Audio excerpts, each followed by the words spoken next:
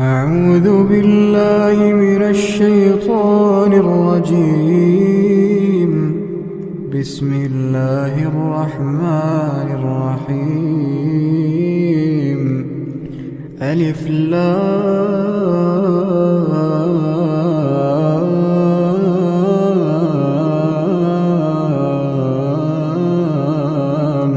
ميم. الله لا إله إلا هو الحي القيوم. نزل عليك الكتاب بالحق مصدقا لما بين يديه وأنزل التوراة والإنجيل من قبل هدى للناس وأنزل الفرقان. إن الذين كفروا بآيات الله لهم عذاب شديد والله عزيز ذو انتقام. إن الله لا يخفى عليه شيء في الأرض ولا في السماء. هو الذي يصوركم في الأرحام كيف يشاء. لا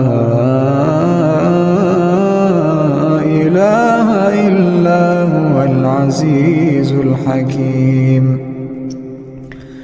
هو الذي أنزل عليك الكتاب منه آيات محكمات هن أم الكتاب وأخر متشابهات. فأما الذين في قلوبهم زيغ فيتبعون ما تشابه منه ابتغاء الفتنة وابتغاء تأويله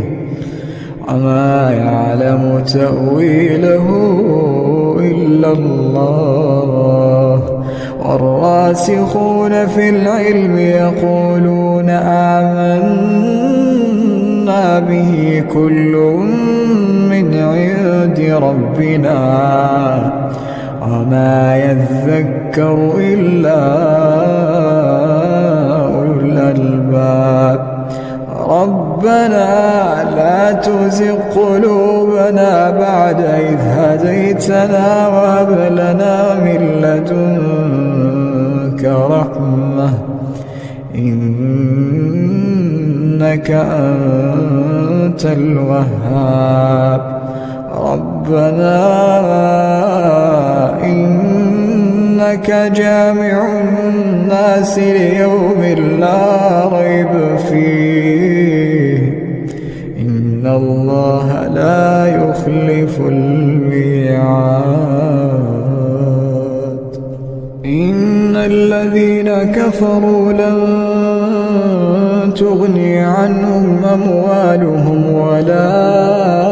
أولادهم من الله شيئا وأولئك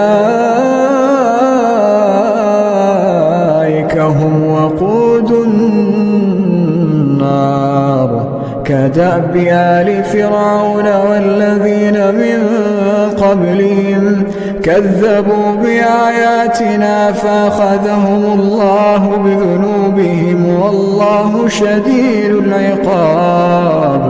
قل للذين كفروا ستغلبون وتحشرون إلى جهنم وبئس المهاد. قد كان لكم آية في فئتين التقتا فئة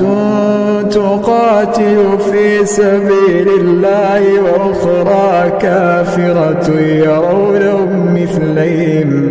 يرونهم مثليهم رأي العين والله يؤيد بنصره من يشاء إن في ذلك لعبرة لأولي الأبصار. زين للناس حب الشهوات من النساء والبنين والقناطير المقنطرة من الذهب والفضة والخيل المسومة والأنعام والحرث، ذلك متاع الحياة الدنيا والله عنده حسن المآب. أعوذ بالله من الشيطان الرجيم. رب السماوات والأرض وما بينهما فاعبده واصطبر لعبادته. رب السماوات والأرض وما بينهما فاعبده واصطبر لعبادته. هل تعلم له سميا؟ ويقول الإنسان وإذا ما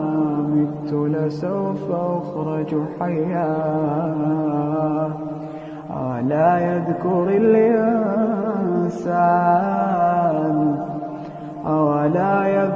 الإنسان أنا خلقناه من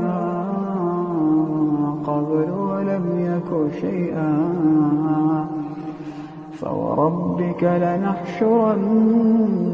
والشياطين ثم لنحضرنهم حول جهنم جثيا.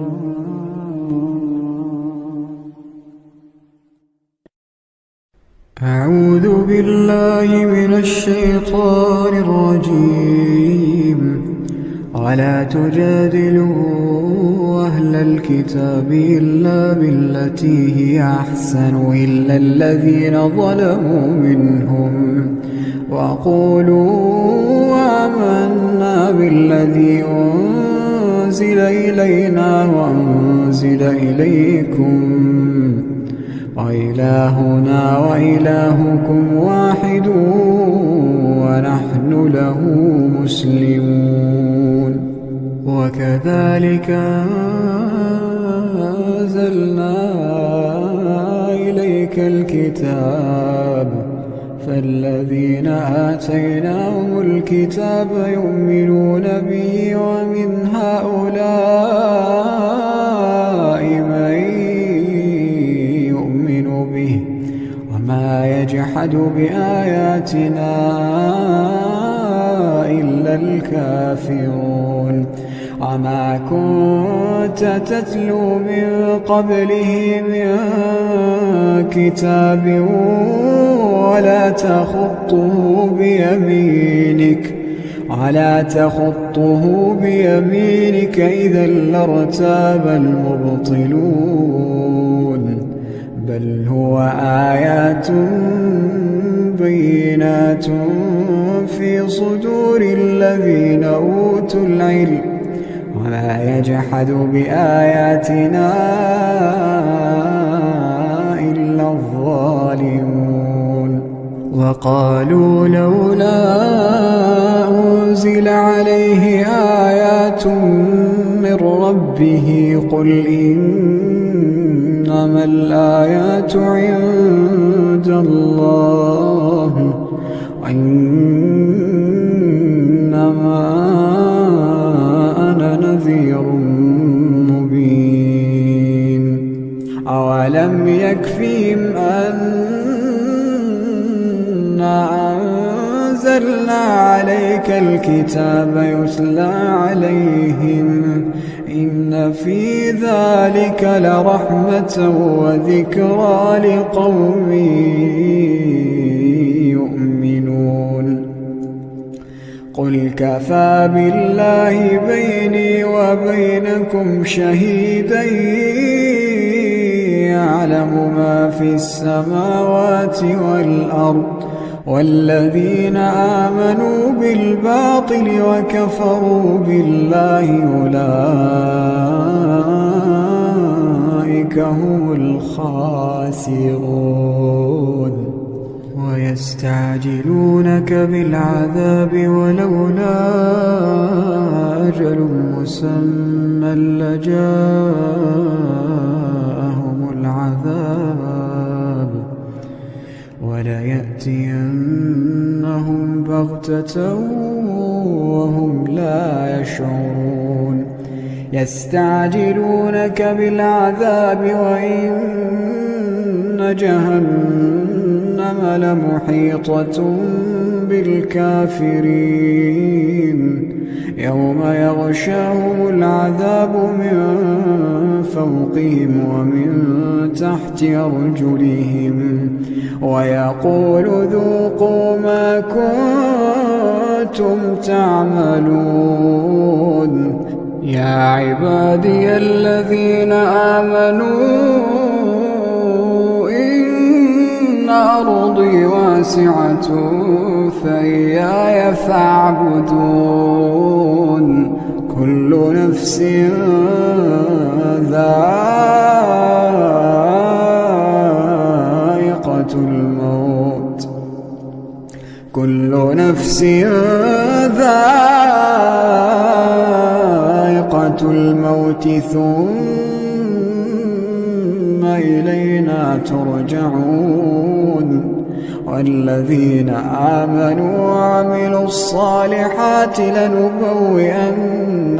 من الجنة غرفا تجري من تحتها الأنهار خالدين فيها نعم أجر العاملين الذين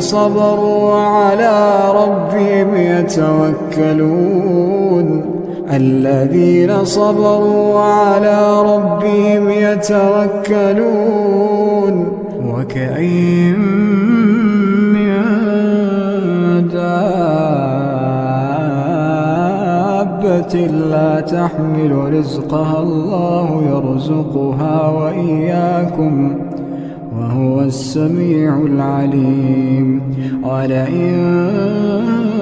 سألتهم من خلق السماوات والأرض وسخر الشمس والقمر ليقولن الله فأنى يؤفكون الله يبسط الرزق لمن يشاء من عباده ويقدر له إن الله بكل شيء عليم ولئن سألتهم من نزل من السماء ماء فأحيا به الأرض من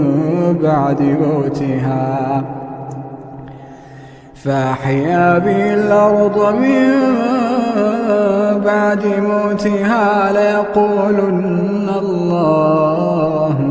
قل الحمد لله بل أكثرهم لا يعقلون وما هذه الحياة الدنيا إلا له ولعب وإن الدار الآخرة لهي الحيوان لو كانوا يعلمون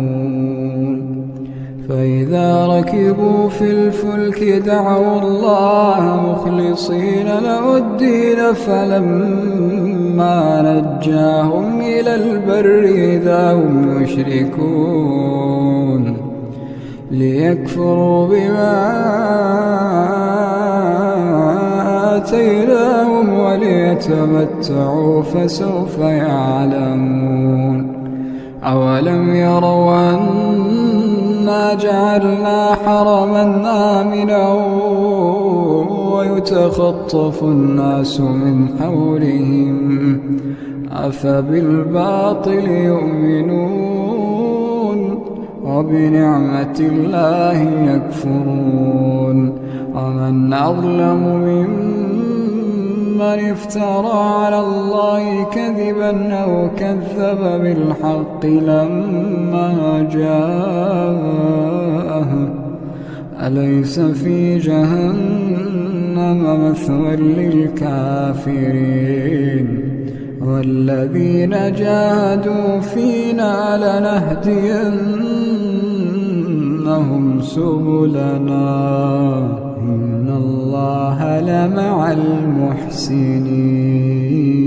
أعوذ بالله من الشيطان الرجيم. ألف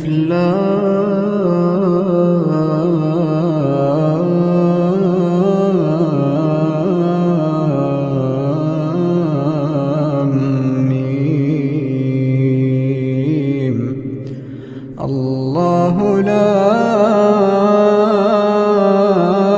إله إلا هو الحي القيوم نزل عليك الكتاب بالحق مصدقا لما بين يديه وأنزل التوراة والإنجيل من قبل هدى للناس وأنزل الفرقان إن الذين كفروا بآيات الله لهم عذاب شديد والله عزيز ذو انتقام. إن الله لا يخفى عليه شيء في الأرض ولا في السماء هو الذي يصوركم في الأرحام كيف يشاء لا إله إلا هو العزيز الحكيم.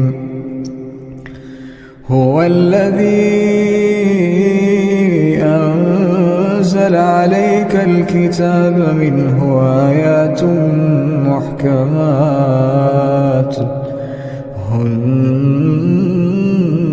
أم الكتاب وأخر متشابهات فأما الذين في قلوبهم زيغ فيتبعون ما تشابه منه ابتغاء الفتنة وابتغاء تأويله وما يعلم تأويله إلا الله والراسخون في العلم يقولون آمنا به كل من عند ربنا وما يذكر إلا أولو الألباب. ربنا لا تزغ قلوبنا بعد إذ هديتنا وهب لنا من لدنك رحمة إنك أنت الوهاب. ربنا إنك جامع الناس ليوم لا ريب فيه إن الله لا يخلف الميعاد. إن الذين كفروا لن تغني عنهم أموالهم ولا أولادهم من الله شيئا وأولئك هم وقود النار كدأب آل فرعون والذين من قبلهم كذبوا بآياتنا فأخذهم الله بذنوبهم والله شديد العقاب. قل للذين كفروا ستغلبون وتحشرون إلى جهنم جهنم وبئس المهاد. قد كان لكم آية في فئتين التقتا، فئة تقاتل في سبيل الله وأخرى كافرة يرونهم مثليهم رأي العين، والله يؤيد بنصره من يشاء، إن في ذلك لعبرة لأولي الأبصار. زين للناس حب الشهوات من النساء والبنين والقناطير المقنطرة من الذهب والفضة والخيل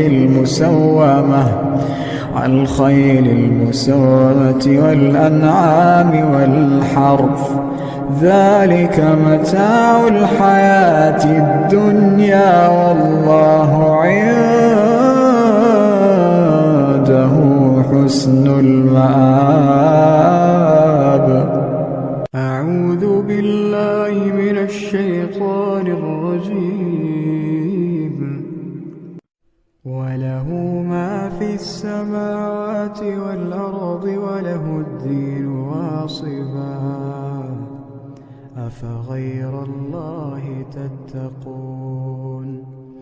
وما بكم من نعمة فمن الله، ثم إذا مسكم الضر فإليه تجأرون، ثم إذا كشف الضر عنكم إذا فريق منكم بربهم يشركون، ليكفروا بما آتيناهم، فتمتعوا فسوف تعلمون. ويجعلون لما لا يعلمون نصيبا مما رزقناهم، تالله لتسألن عما كنتم تفترون.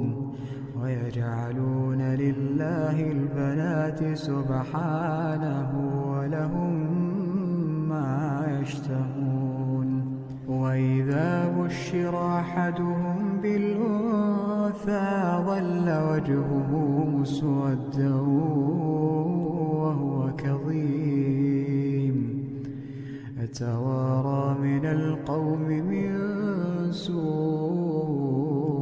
ما بشر به، أيمسكه على هون أم يدسه في التراب، ألا ساء ما يحكمون. للذين لا يؤمنون بالآخرة مثل السوء، ولله المثل الأعلى وهو العزيز الحكيم. ولو يؤاخذ الله الناس بظلمهم ما ترك عليها من دابة،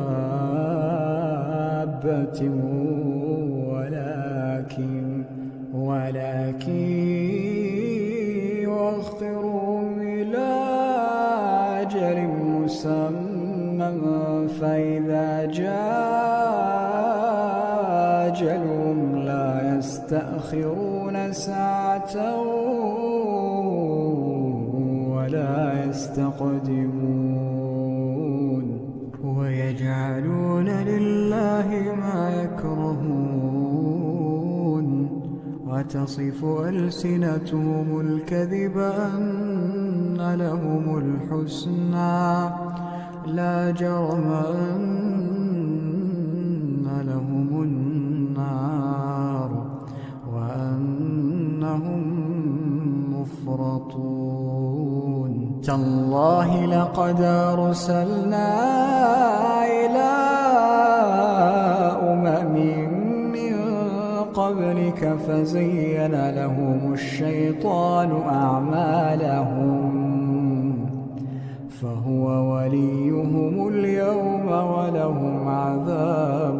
أليم. وما أنزلنا عليك الكتاب إلا لتبين لهم الذي اختلفوا فيه وهدى ورحمة لقوم يؤمنون. أعوذ بالله من الشيطان الرجيم. في بيوت أذن الله أن ترفع ويذكر فيها اسمه يسبح له فيها بالغدو والآصال رجال لا تلهيهم تجارة ولا بيع عن ذكر الله وإقام الصلاة وإيتاء الزكاة يخافون يوما تتقلب فيه القلوب والأبصار ليجزيهم الله أحسن ما عملوا ويزيدهم من فضله الله يرزق من يشاء بغير حساب.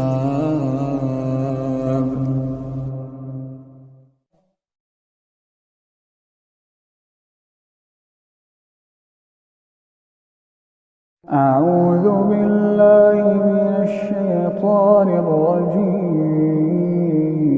أتأمرون الناس بالبر وتنسون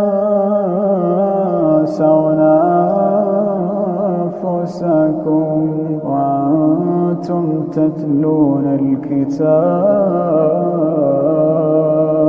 أفلا تعقلون. واستعينوا بالصبر والصلاة وإنها لكبيرة إلا على الخاشعين الذين يظنون أنهم ملاقو ربهم وأنهم إليه راجعون. أعوذ بالله من الشيطان الرجيم. ألف لام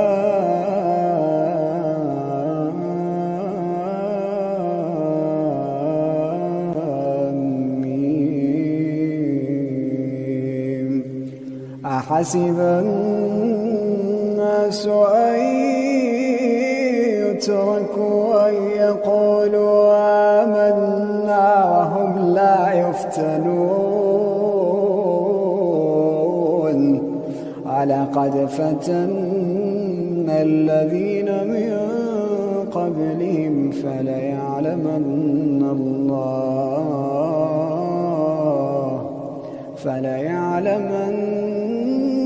الله الذين صدقوا وليعلمن الكاذبين. أعوذ بالله من الشيطان الرجيم. هو الذي يريكم البرق خوفا وطمعا وينشئ السحاب الثقال ويسبح الرعد بحمده والملائكة من خيفته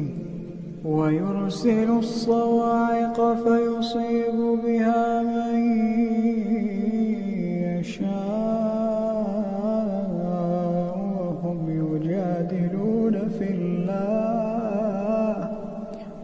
يجادلون في الله وهو شديد المحال. أعوذ بالله من الشيطان الرجيم. ولا تحسبن الله غافلا عما يعمل الظالمون،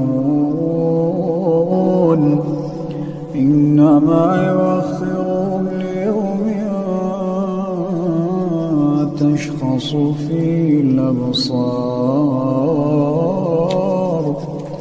مهطعين مقنعي رؤوسهم لا يرتد إليهم طرفهم وأفئدتهم هواء. وأنذر الناس يوم يأتيهم العذاب فيقول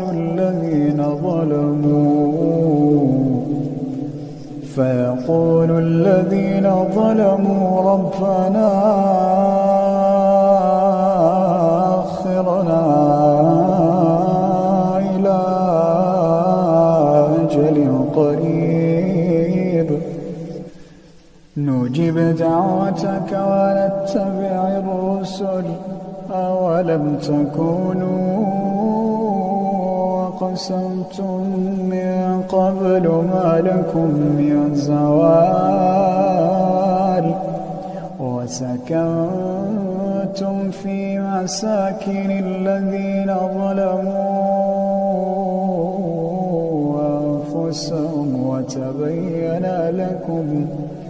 وتبين لكم كيف فعلنا بهم وضربنا لكم الأمثال. وقد مكروا مكرهم وعند الله مكرهم، وإن كان مكرهم لتزول منه الجبال. فلا تحسبن الله مخلف وعده رسله، إن الله عزيز ذو انتقام.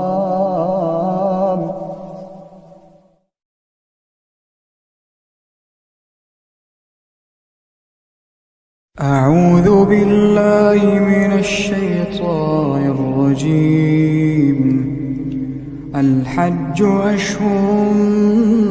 معلومات، فمن فرض فيهن الحج فلا رفث ولا فسوق ولا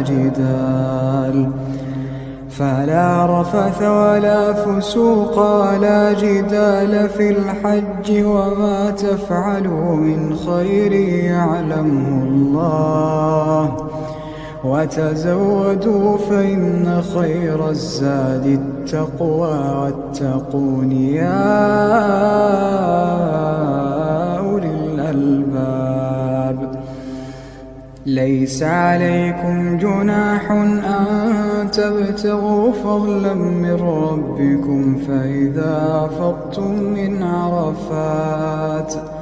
فاذكروا الله عند المشعر الحرام، واذكروه كما هداكم، وإن كنتم من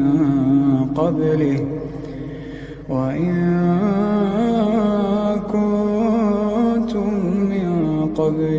لمن الضالين.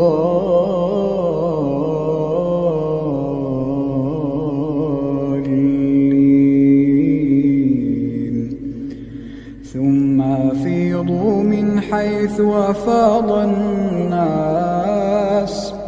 واستغفروا الله، إن الله غفور رحيم. فإذا قضيتم مناسككم فاذكروا الله كذكركم آباءكم أو أشد ذكرا، فمن الناس من يقول ربنا آتنا في الدنيا وما له في الآخرة من خلاق. ومنهم من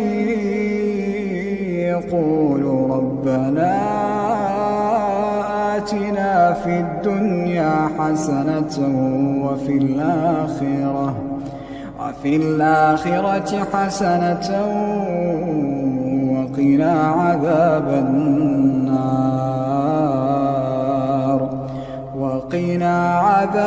النار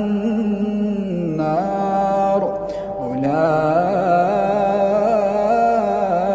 لهم نصيب مما كسبوا والله سريع الحساب.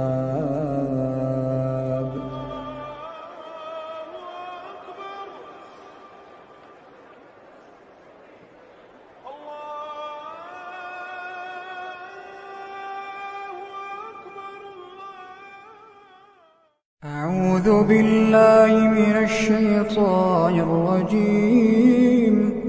وأذن في الناس بالحج يأتوك رجالا وعلى كل ضامر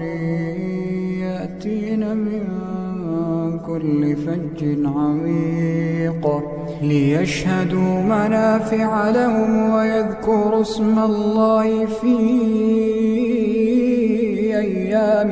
معلومات على ما رزقهم من بهيمة الأنعام فكلوا منها وأطعموا البائس الفقير ثم ليقضوا تفثهم وليوفوا نذورهم وليطوفوا بالبيت العتيق.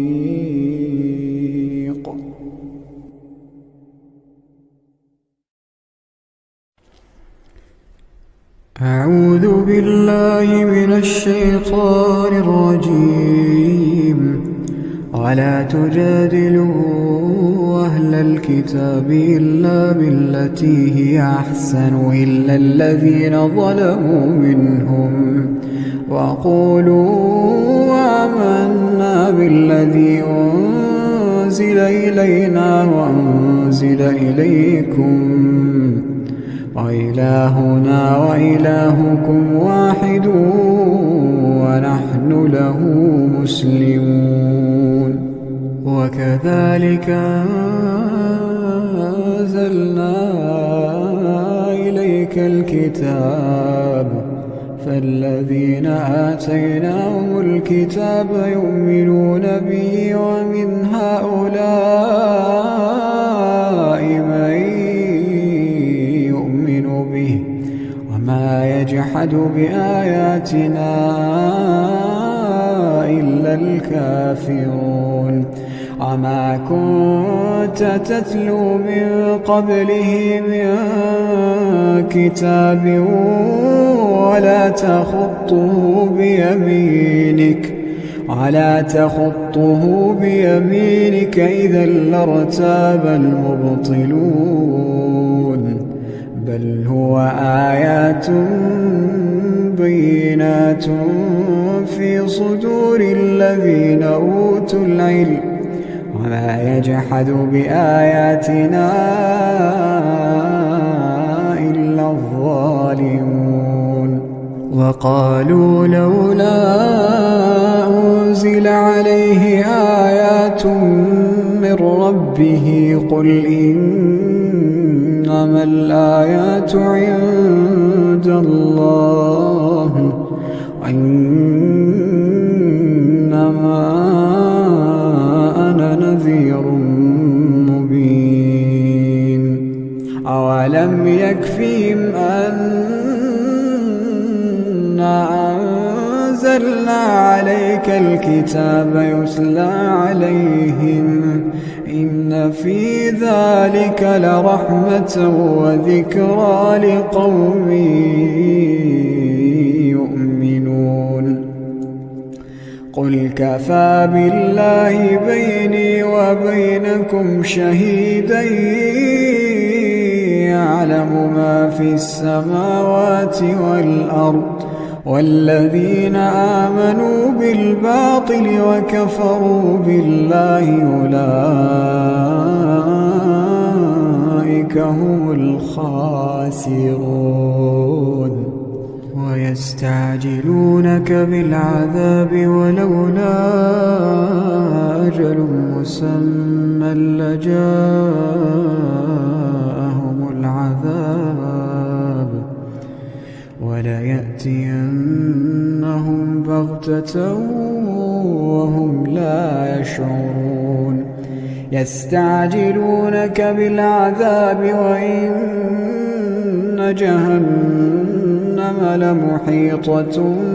بالكافرين يوم يغشاهم العذاب من فوقهم ومن تحت أرجلهم ويقول ذوقوا ما كنتم تعملون يا عبادي الذين آمنوا إن أرضي واسعة فإياي فاعبدون كل نفس ذائقة الموت كل نفس ذائقة الموت ثم إلينا ترجعون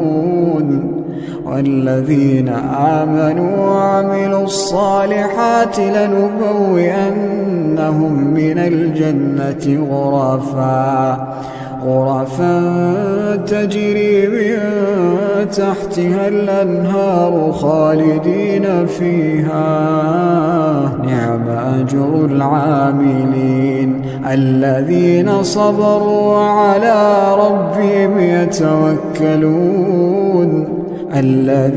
صبروا وعلى ربهم يتوكلون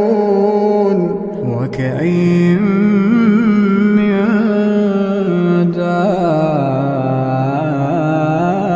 دابة لا تحمل رزقها الله يرزقها وإياكم وهو السميع العليم ولئن سألتهم من خلق السماوات والأرض وسخر الشمس والقمر ليقولن الله فأنى يؤفكون الله يبسط الرزق لمن يشاء من عباده ويقدر له إن الله بكل شيء عليم ولئن سألتهم من نزل من السماء ماء فأحيا به الأرض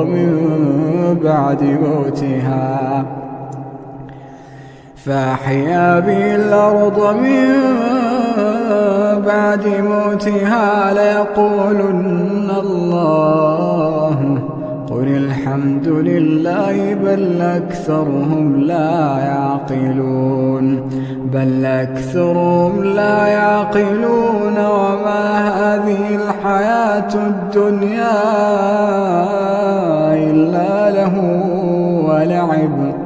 إن الدار الآخرة لهي الحيوان لو كانوا يعلمون فإذا ركبوا في الفلك دعوا الله مخلصين له الدين فلما نجاهم إلى البر إذا هم يشركون ليكفروا بما آتيناهم وليتمتعوا فسوف يعلمون أولم يروا أنا جعلنا حرما آمنا ويتخطف الناس من حولهم أفبالباطل يؤمنون وبنعمة الله يكفرون ومن أظلم ممن افترى على الله كذبا أو كذب بالحق لما جاءه أليس في جهنم مثوى للكافرين والذين جاهدوا فينا لنهدينهم سبلنا إن الله لمع المحسنين.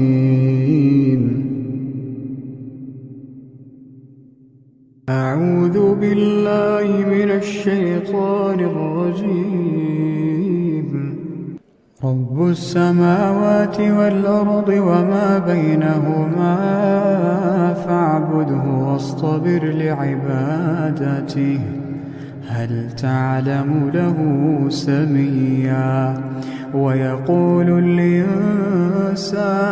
أإذا ما مت لسوف أخرج حيا أولا يذكر الإنسان أنا خلقناه من قبل ولم يك شيئا فوربك لنحشرنهم والشياطين ثم لنحضرنهم حول جهنم جثيا ثم لننزعن من كل شيعة أيهم أشد على الرحمن عتيا ثم لنحن أعلم بالذين هم أولى بها صليا وإن منكم إلا واردها كان على ربك حتما مقضيا ثم ننجي الذين اتقوا ونذر الظالمين فيها جثيا. وإذا تتلى عليهم آياتنا بينات قال الذين كفروا للذين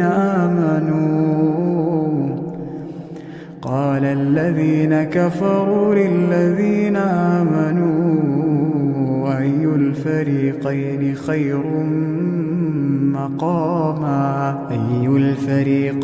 خير مقاما وأحسن نديا. وكم أهلكنا قبلهم من قرن هم أحسن أثاثا ورئيا. قل من كان في الضلالة فليمدد له الرحمن مدا حتى إذا رأوا ما يوعدون إما العذاب وإما الساعة فسيعلمون من هو شر مكانا وأضعف جندا. ويزيد الله الذين اهتدوا هدى والباقيات الصالحات خير عند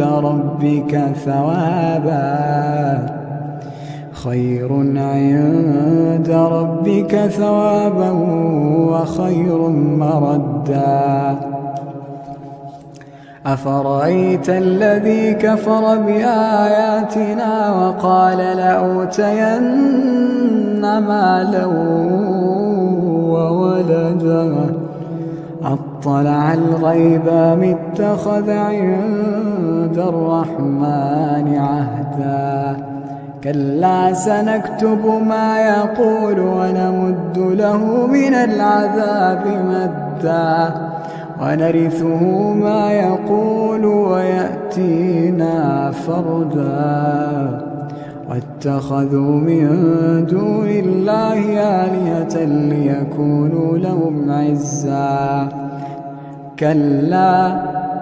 سيكفرون بعبادتهم ويكونون عليهم ضدا. ألم تر أن إنا أرسلنا الشياطين على الكافرين تؤزهم أزا فلا تعجل عليهم إنما نعد لهم عدا يوم نحشر المتقين إلى الرحمن وفدا ونسوق المجرمين إلى جهنم وردا لا يملكون الشفاعة إلا من اتخذ عند الرحمن عهدا وقالوا اتخذ الرحمن ولدا لقد جئتم شيئا إدا تكاد السماوات يتفطرن منه وتنشق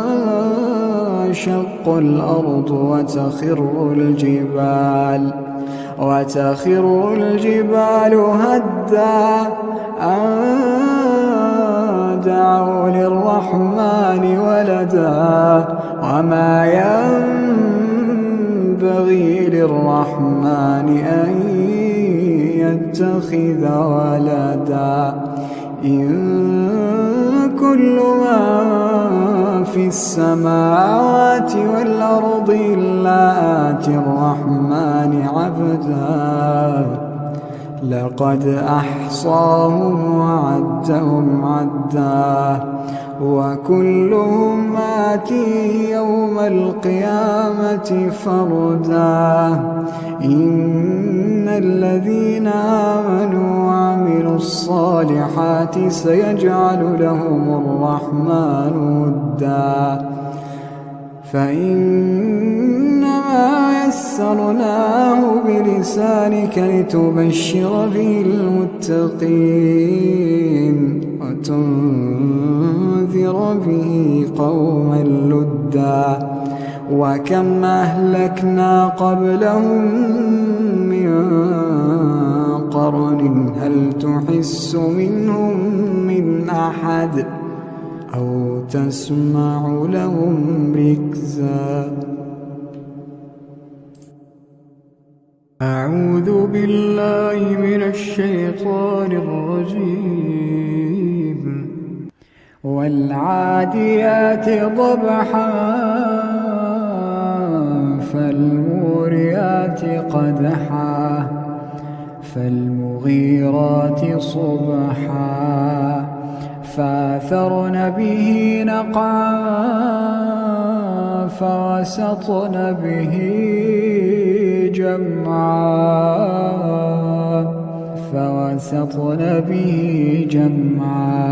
إن الإنسان لربه لكنود وإنه على ذلك لشهيد وإنه لحب الخير لشديد أفلا يعلم إذا بعثر ما في القبور أفلا يعلم إذا بعثر ما في القبور وحصل ما في الصدور إن ربهم بهم يومئذ لخبير أعوذ بالله من الشيطان الرجيم هل أتاك حديث الغاشية وجوه يومئذ خاشعة عاملة ناصبة تصلى نارا حامية تسقى من عين آنية ليس لهم طعام إلا من ضريع لا يسمن ولا يغني من جوع وجوه يومئذ ناعمة لسعيها راضية في جنة عالية لا تسمع فيها لاغية فيها عين جارية فيها سرر مرفوعة وأكواب موضوعة ونمارق مصفوفة وزرابي مبثوثة أفلا ينظرون إلى الإبل كيف خلقت وإلى السماء كيف رفعت وإلى الجبال كيف نصبت وإلى الأرض كيف سطحت فذكر إنما أنت مذكر لست عليهم بمسيطر إلا من تولى وكفر فيعذبه الله العذاب الأكبر إن إلينا إيابهم ثم إن علينا حسابهم. أعوذ بالله من الشيطان الرجيم. يا أيها المزمل قم الليل إلا قليلا نصفه وانقص منه قليلا أو زد عليه ورتل القرآن ترتيلا إنا سنلقي عليك قولا ثقيلا إن ناشئة الليل هي أشد وطئا وأقوم قيلا إن لك في النهار سبحا طويلا واذكر اسم ربك وتبتل إليه تبتيلا رب المشرق والمغرب لا إله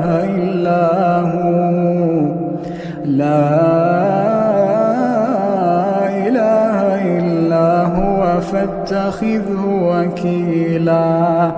واصبر على ما يقولون واهجرهم هجرا جميلا وذرني والمكذبين أولي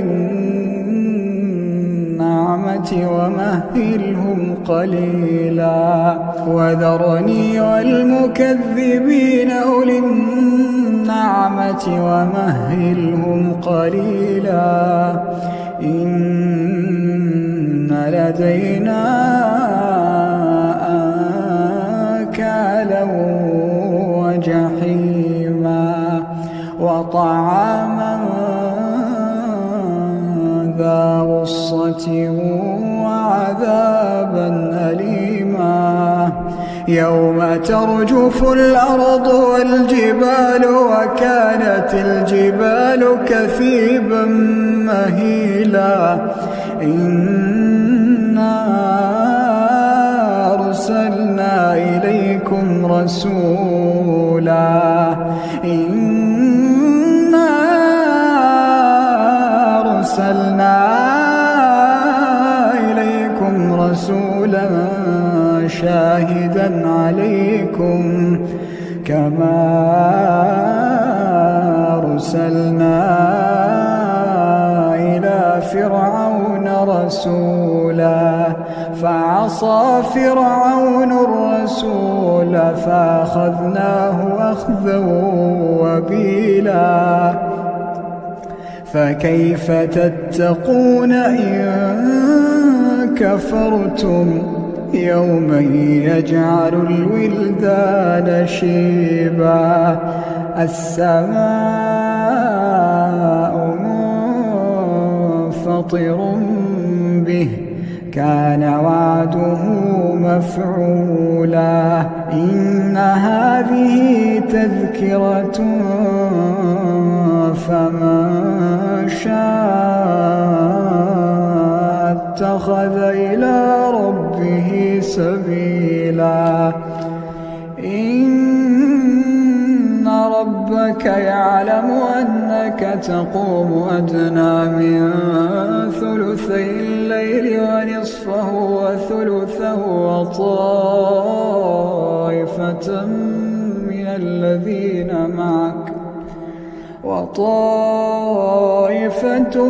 الذين معك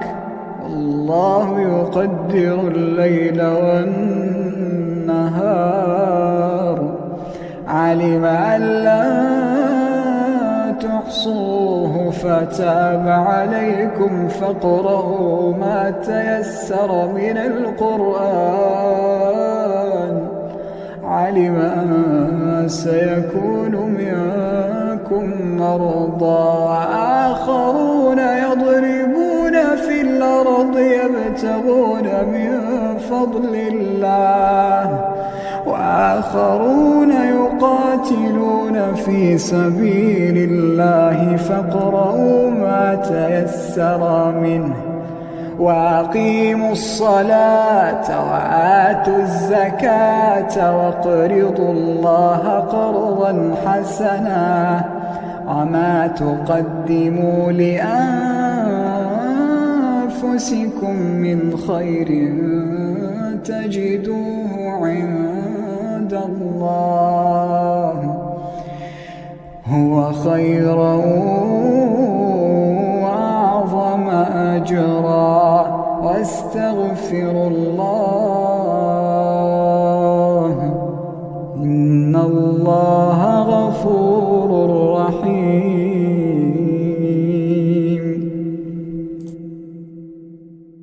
أعوذ بالله من الشيطان الرجيم.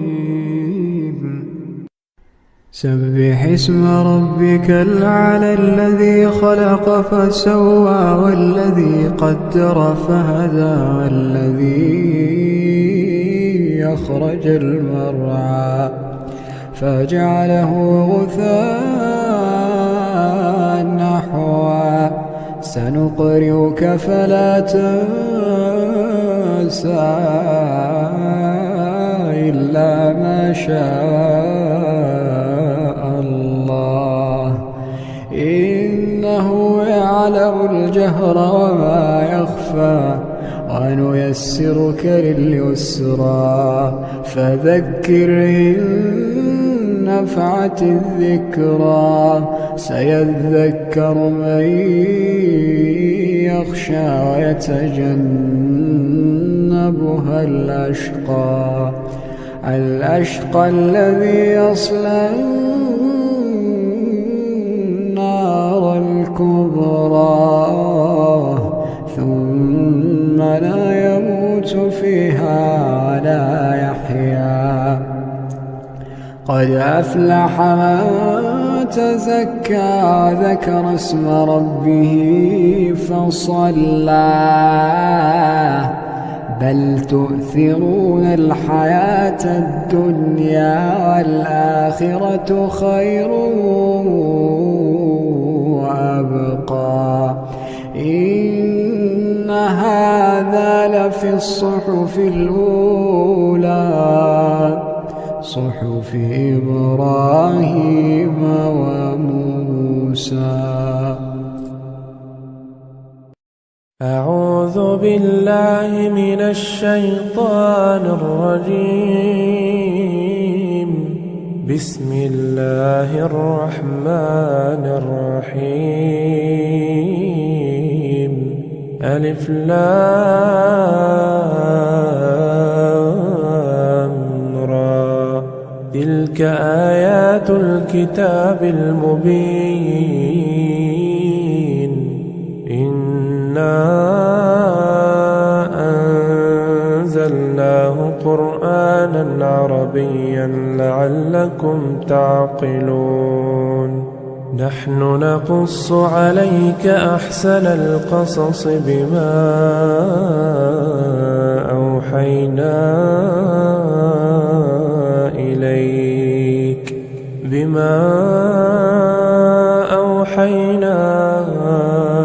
إليك هذا القرآن وإن كنت من قبله لمن الغافلين إذ قال يوسف لأبيه يا أبت إني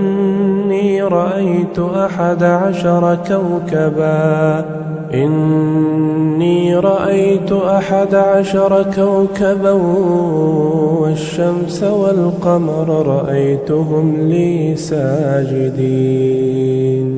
قال يا بني لا تقصص رؤياك على إخوتك فيكيدوا لك كيدا إن الشيطان للإنسان عدو مبين وكذلك يجتبيك ربك ويعلمك من تأويل الأحاديث ويتم نعمته عليك وعلى آل يعقوب كما أتمها على أبويك من قبل إبراهيم وإسحاق إن ربك عليم حكيم لقد كان في يوسف وإخوته آيات للسائلين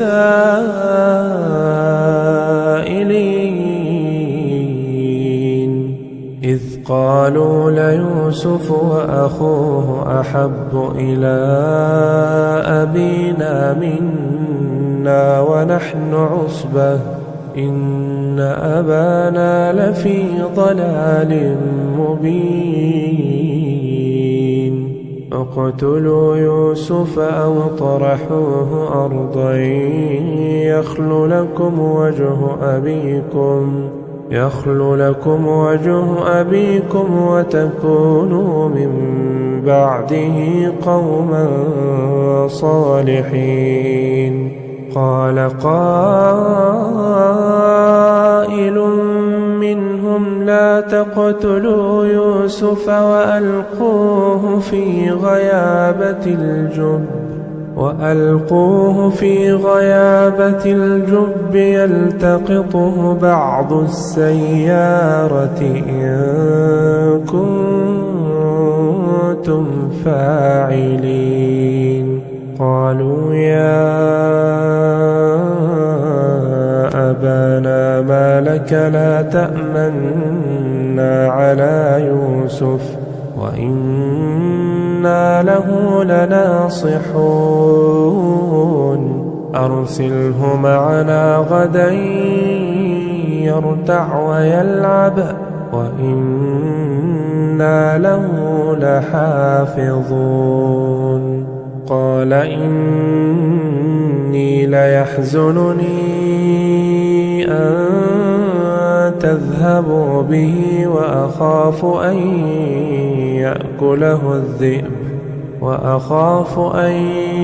يأكله الذئب وأنتم عنه غافلون قالوا لئن أكله الذئب ونحن عصبة إنا إذا لخاسرون فلما ذهبوا به وأجمعوا أن يجعلوه في غيابة الجب وأوحينا إليه لتنبئنهم بأمرهم هذا وهم لا يشعرون وجاءوا أباهم عشاء يبكون قالوا يا أبانا إنا ذهبنا نستبق وتركنا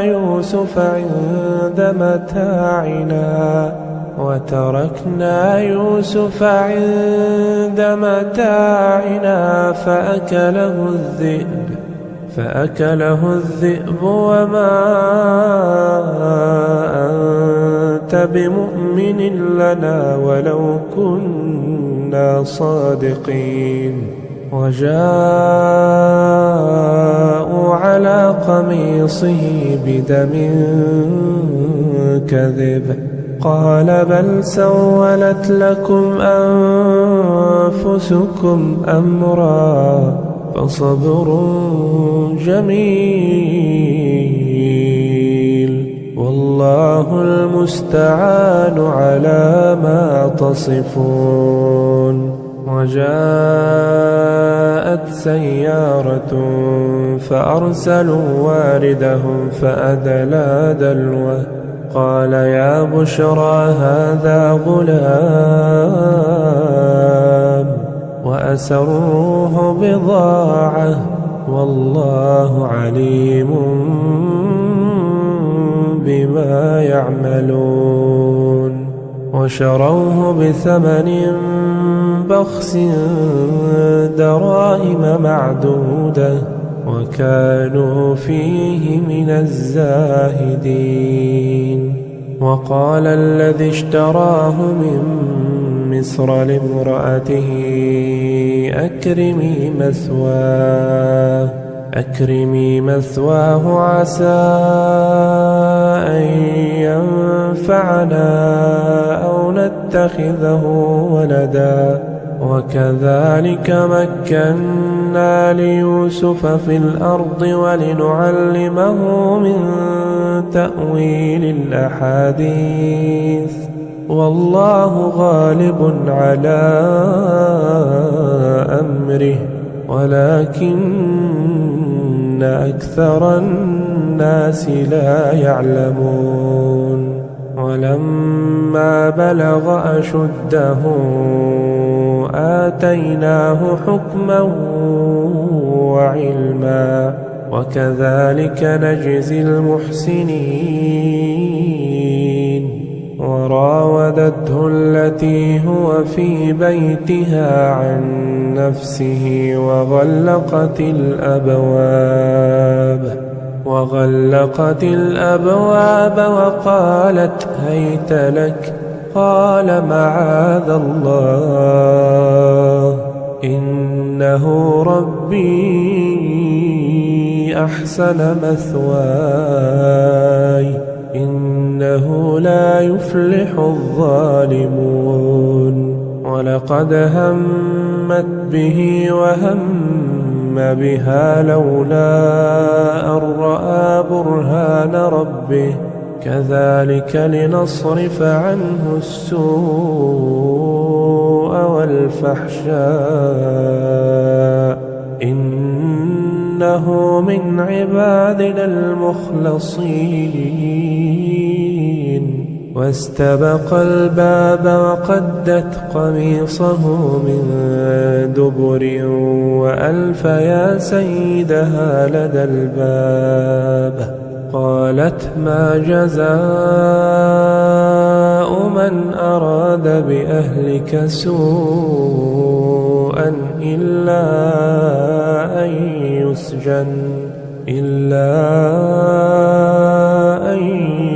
يسجن أو عذاب أليم قال هي راودتني عن نفسي وشهد شاهد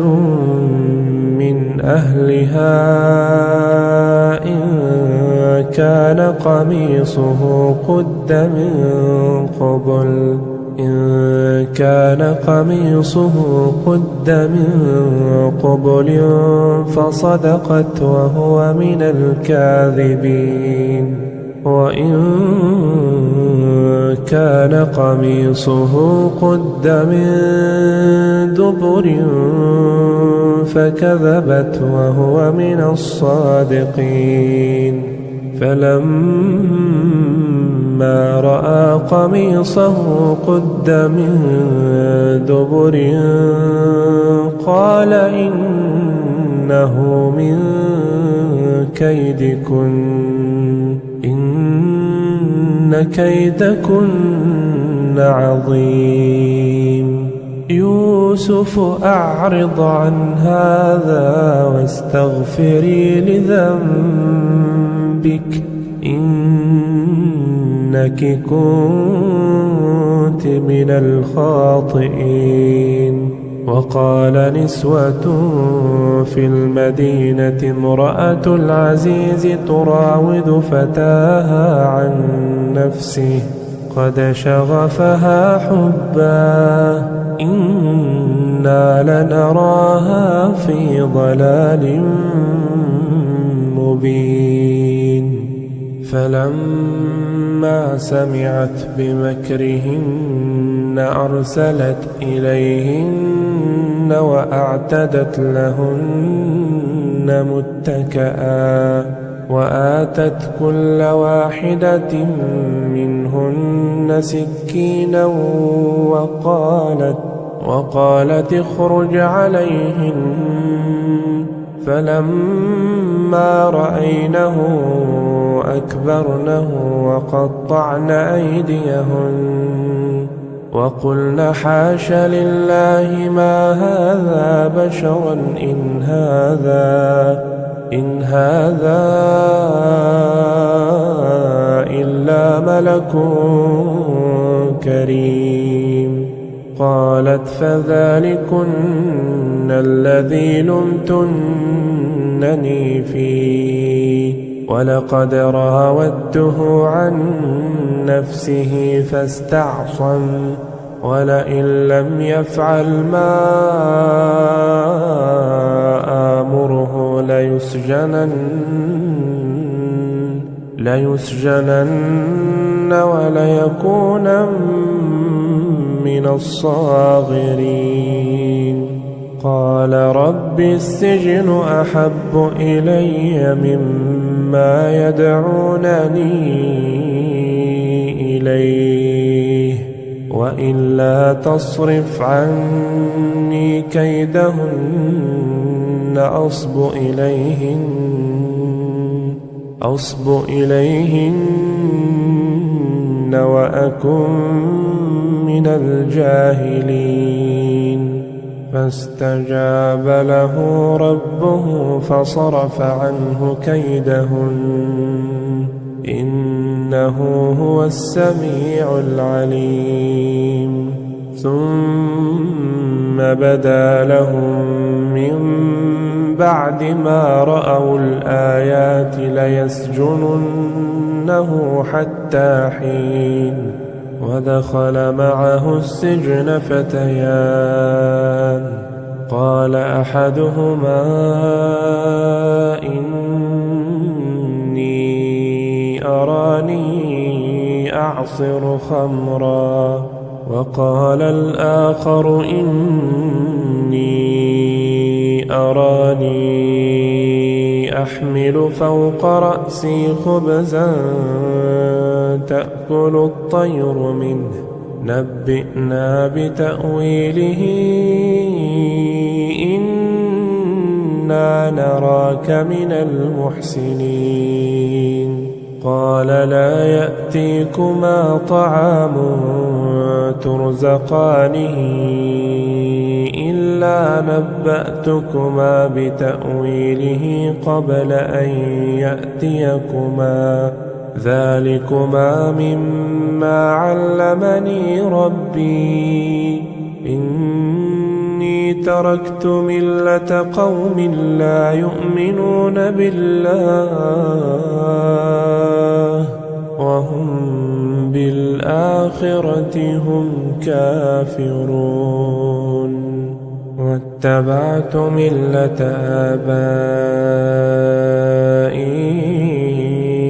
إبراهيم وإسحاق ويعقوب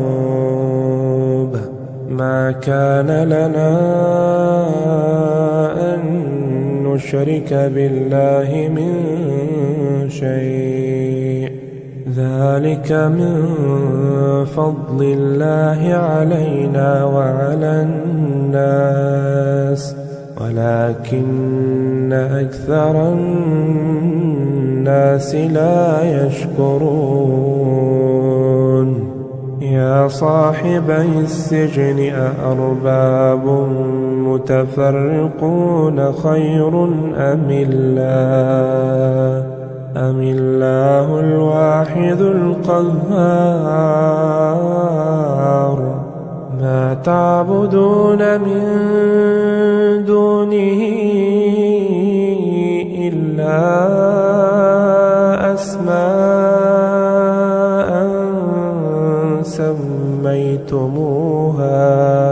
سميتموها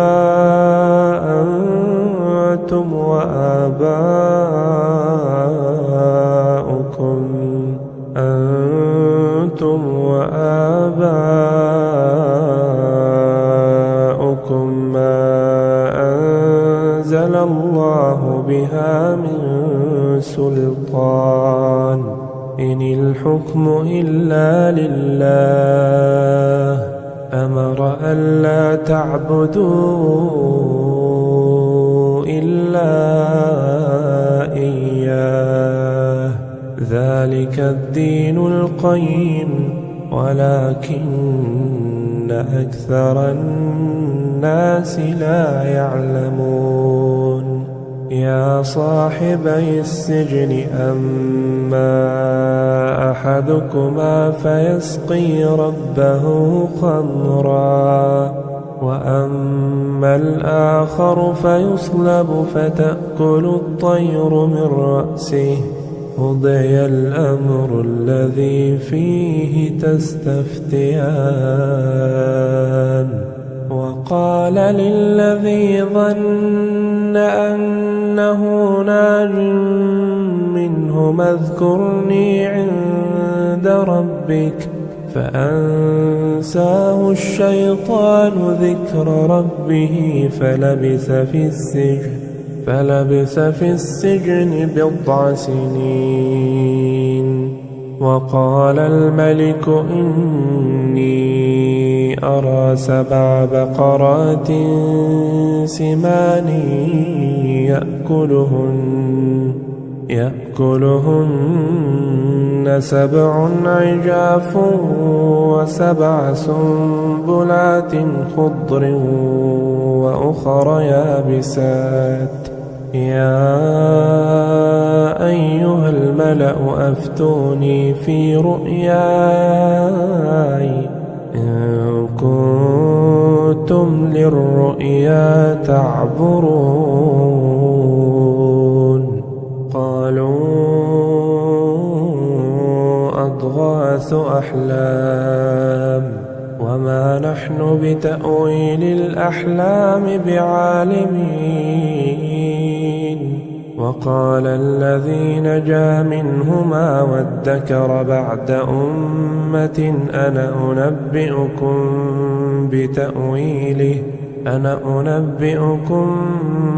بتأويله فأرسلون يوسف أيها الصديق أفتنا في 7 بقرات سمان يأكلهن 7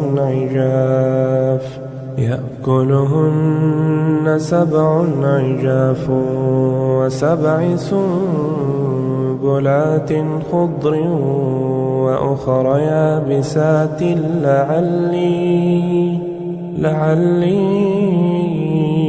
أرجع إلى الناس لعلهم يعلمون قال تزرعون 7 سنين دأبا فما حصدتم فذروه في سنبله إلا قليلا مما تأكلون ثم يأتي من بعد ذلك 7 شداد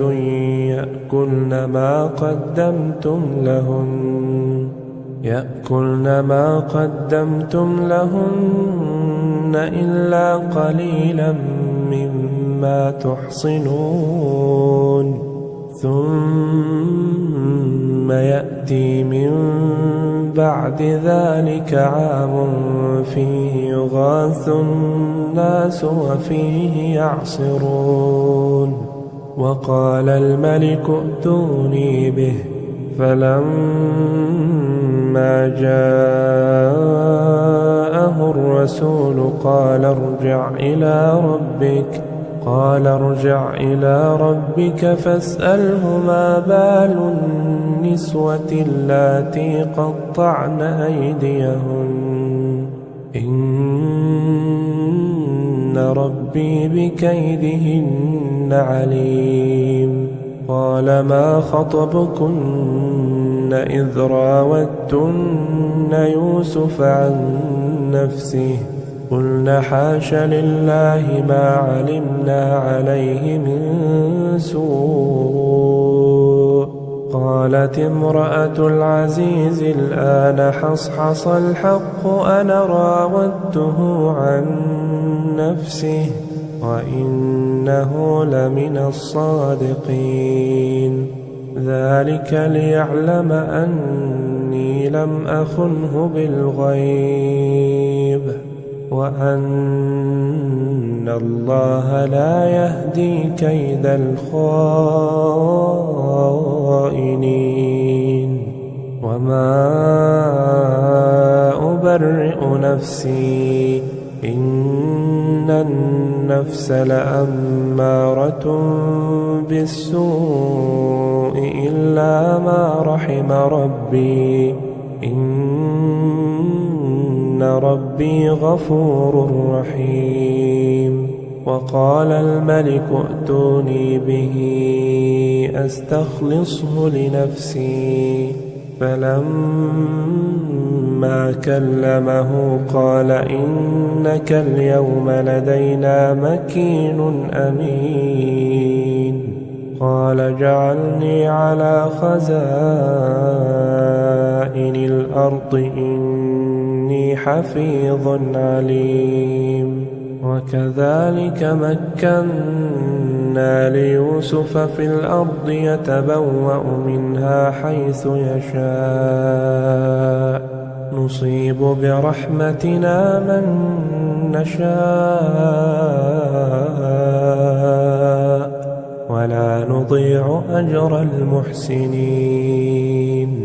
ولأجر الآخرة خير للذين آمنوا وكانوا يتقون وجاء إخوة يوسف فدخلوا عليه فعرفهم وهم له منكرون ولما جهزهم بجهازهم قال ائتوني بأخ لكم من أبيكم ألا ترون أني أوفي الكيل وأنا خير المنزلين فإن لم تأتوني به فلا كيل لكم عندي ولا تقربون قالوا سنراود عنه أباه وإنا لفاعلون وقال لفتيانه جعلوا بضاعتهم في رحالهم لعلهم يعرفونها إذا انقلبوا إلى أهلهم لعلهم يرجعون. فلما رجعوا إلى أبيهم قالوا يا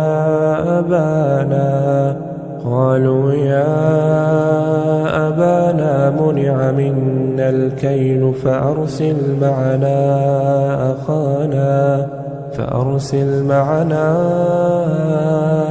أخانا نكتل وإنا له لحافظون. قال هل آمنكم عليه إلا كما أمنتكم على أخيه من قبل، فالله خير حافظا وهو أرحم الراحمين. ولما فتحوا متاعهم وجدوا بضاعتهم ردت إليهم قالوا يا أبانا ما نبغي هذه بضاعتنا ردت إلينا ونمير أهلنا ونحفظ أخانا ونزداد كيل بعير، ذلك كيل يسير. قال لن أرسله معكم حتى تؤتون موثقا من الله لتأتونني به إلا أن يحاط بكم. فلما آتوه موثقهم قال الله على ما نقول وكيل. وقال يا بني لا تدخلوا من باب واحد وادخلوا من أبواب متفرقة وما أغني عنكم من الله من شيء إن الحكم إلا لله عليه توكلت وعليه فليتوكل المتوكلون. ولما دخلوا من حيث أمرهم أبوهم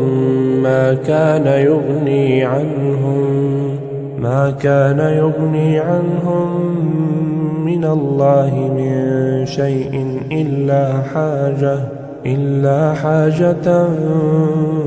في نفس يعقوب قضاها وإنه لذو علم لما علمناه ولكن أكثر الناس لا يعلمون. ولما دخلوا على يوسف آوى إليه أخاه قال إني أنا أخوك فلا تبتئس بما كانوا يعملون. فلما جهزهم بجهازهم جعل السقاية في رحل أخيه ثم أذن مؤذن أيتها العير إنكم لسارقون. قالوا وأقبلوا عليهم ماذا تفقدون؟ قالوا نفقد صواع الملك ولمن جاء به حمل بعير وأنا به زعيم. قالوا تالله لقد علمتم ما جئنا لنفسد في الأرض وما كنا سارقين. قالوا فما جزاؤه إن كنتم كاذبين؟ قالوا جزاؤه من وجد في رحله فهو جزاؤه كذلك نجزي الظالمين فبدأ بأوعيتهم قبل وعاء أخيه ثم استخرجها من وعاء أخيه كذلك كدنا ليوسف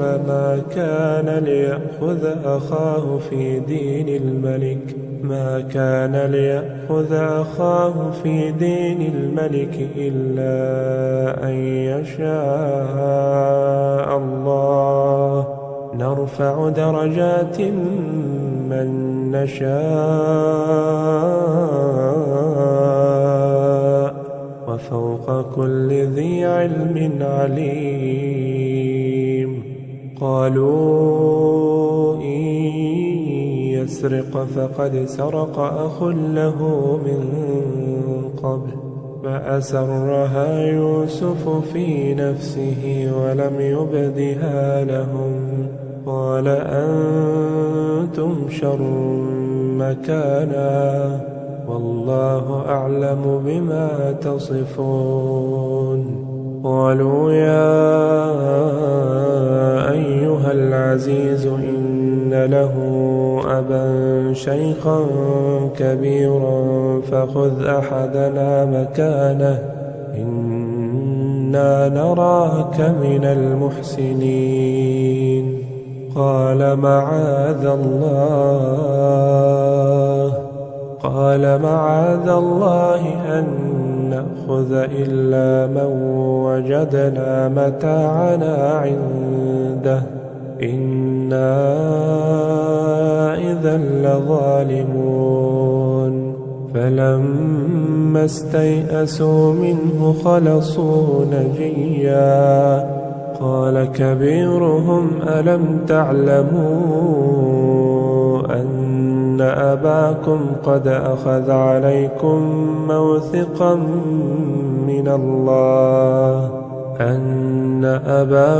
قد أخذ عليكم موثقا من الله ومن قبل ما فرطتم في يوسف فلن أبرح الأرض حتى يأذن لي أبي أو يحكم الله لي وهو خير الحاكمين ارجعوا إلى أبيكم فقولوا يا أبانا إن ابنك سرق وما شهدنا إلا بما علمنا وما كنا للغيب حافظين واسأل القرية التي كنا فيها والعير التي أقبلنا فيها وإنا لصادقون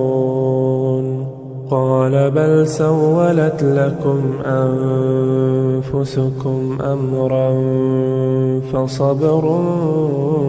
جميل عسى الله أن يأتيني بهم جميعا إنه هو العليم الحكيم وتولى عنهم وقال يا أسفا على يوسف وابيضت عيناه من الحزن فهو كظيم قالوا تالله تفتأ تذكر يوسف حتى تكون حرضا أو تكون من الهالكين قال إنما أشكو بثي وحزني إلى الله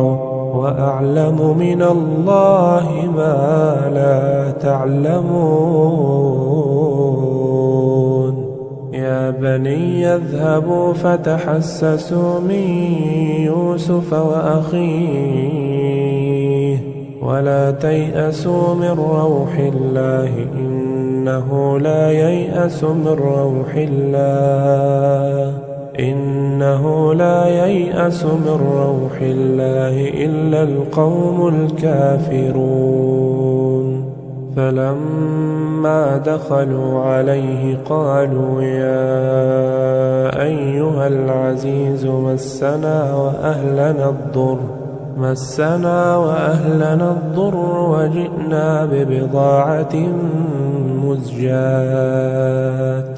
فأوف لنا الكيل وتصدق علينا إن الله يجزي المتصدقين. قال هل علمتم ما فعلتم بيوسف وأخيه إذ أنتم جاهلون؟ قالوا أئنك لأنت يوسف؟ قال أنا يوسف وهذا أخي قد من الله علينا إنه من يتق ويصبر فإن الله لا يضيع أجر المحسنين. قالوا تالله لقد آثرك الله علينا وإن كنا لخاطئين. قال لا تثريب عليكم اليوم يغفر الله لكم وهو أرحم الراحمين. اذهبوا بقميصي هذا فألقوه على وجه أبي يأت بصيرا وأتوني بأهلكم أجمعين. ولما فصلت العير قال أبوهم إني لأجد ريح يوسف لولا أن تفندون. قالوا تالله إنك لفي ضلالك القديم. فلما أن جاء البشير ألقاه على وجهه فارتد بصيرا. قال ألم أقل لكم إني أعلم من الله ما لا تعلمون؟ قالوا يا أبانا استغفر لنا ذنوبنا إنا كنا خاطئين. قال سوف أستغفر لكم ربي إنه هو الغفور الرحيم. فلما دخلوا على يوسف آوى إليه أبويه وقال ادخلوا مصر إن شاء الله آمنين. ورفع أبويه على العرش وخروا له سجدا وقال يا أبت هذا تأويل رؤياي من قبل قد جعلها ربي حقا وقد أحسن بي إذ أخرجني من السجن وجاء بكم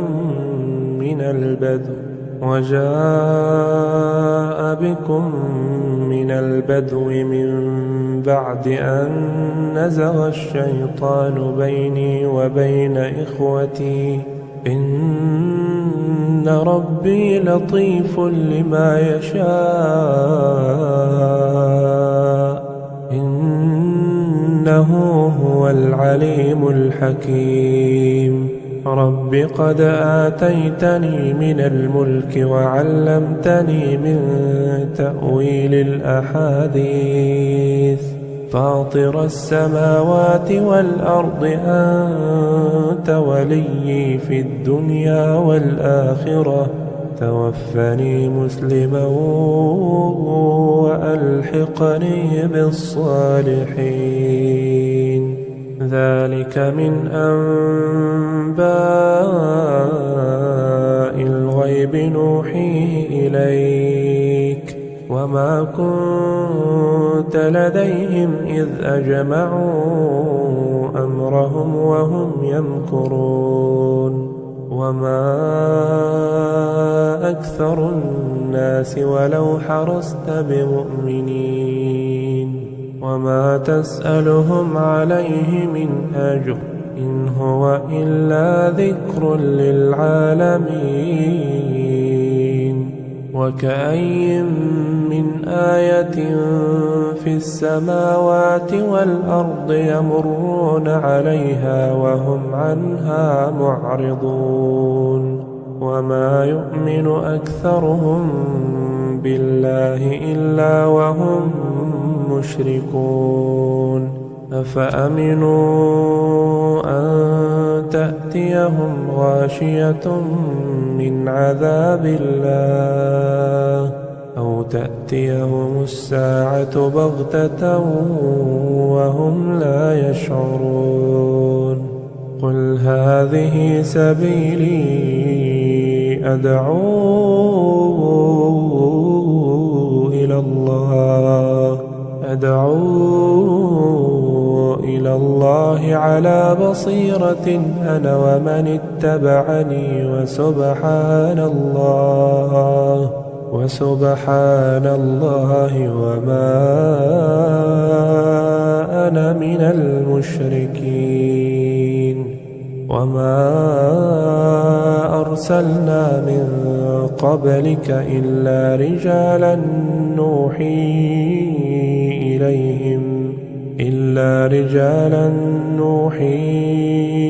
إليهم من أهل القرى أفلم يسيروا في الأرض فينظروا كيف كان عاقبة الذين من قبلهم ولدار الآخرة خير للذين اتقوا أفلا تعقلون. حتى إذا استيأس الرسل وظنوا أنهم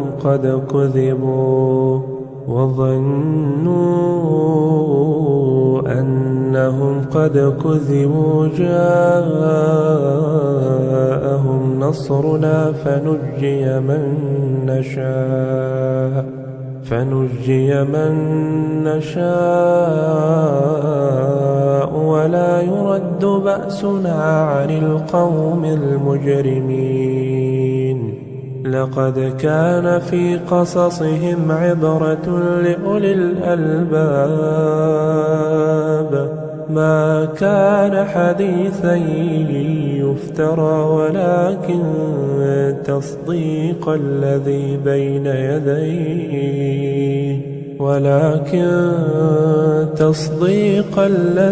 بين يديه وتفصيل كل شيء وهدى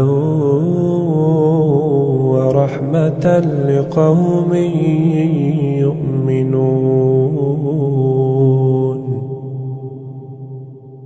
أعوذ بالله من الشيطان الرجيم.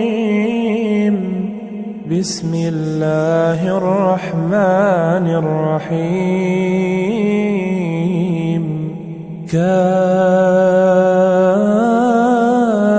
كافها يا عين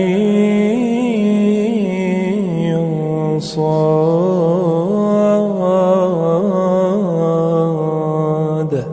ذكر رحمة ربك عبده زكريا إذ نادى ربه نداء خفيا قال رب إني وهن العظم مني واشتعل الرأس شيبا ولم أكن بدعائك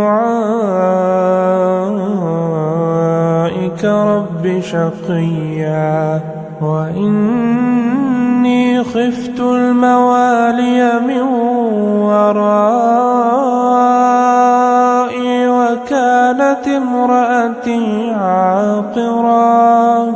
وكانت امرأتي عاقرا فهب لي من لدنك وليا يرثني ويرث من آل يعقوب واجعله رب رضيا يا زكريا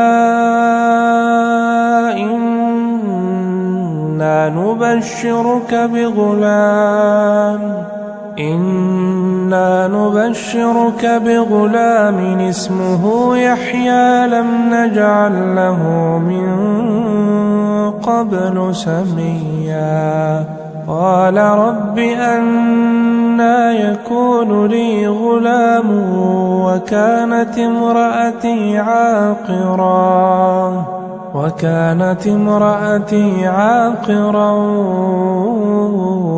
وقد بلغت من الكبر عتيا قال كذلك قال ربك هو علي هين وقد خلقتك من قبل ولم تك شيئا قال رب اجعل لي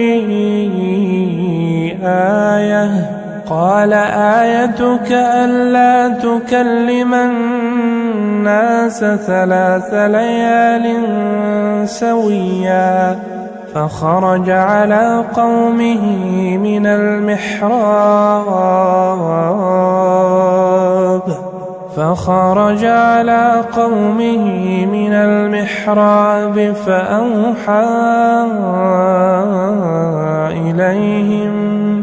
فأوحى إليهم أن سبحوا بكرة وعشيا يا يحيى خذ الكتاب بقوة وآتيناه الحكم صبيا وحنانا من لدنا وزكاة وكان تقيا وبرا بوالديه ولم يكن جبارا عصيا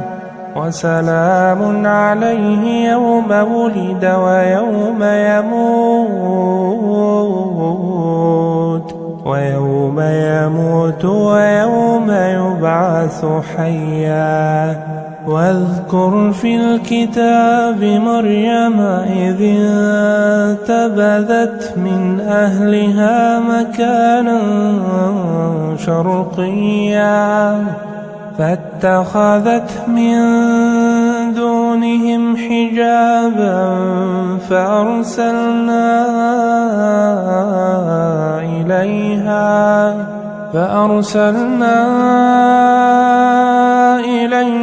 روحنا فتمثل لها بشرا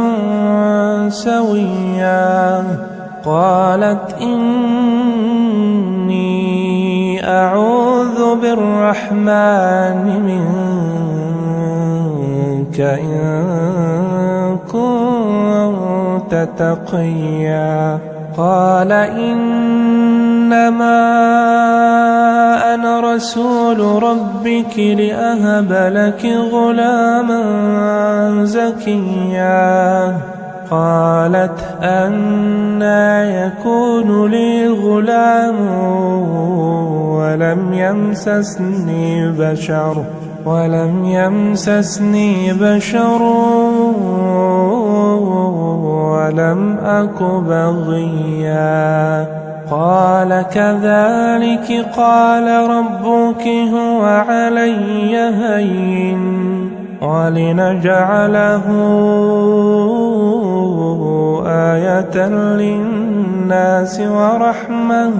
ولنجعله آية للناس ورحمة منا وكان أمرا مقضيا فحملته فانتبذت به مكانا قصيا فأجاءها المخاض إلى جذع النخلة قالت يا ليتني مت قبل هذا وكنت نسيا منسيا فناداها من تحتها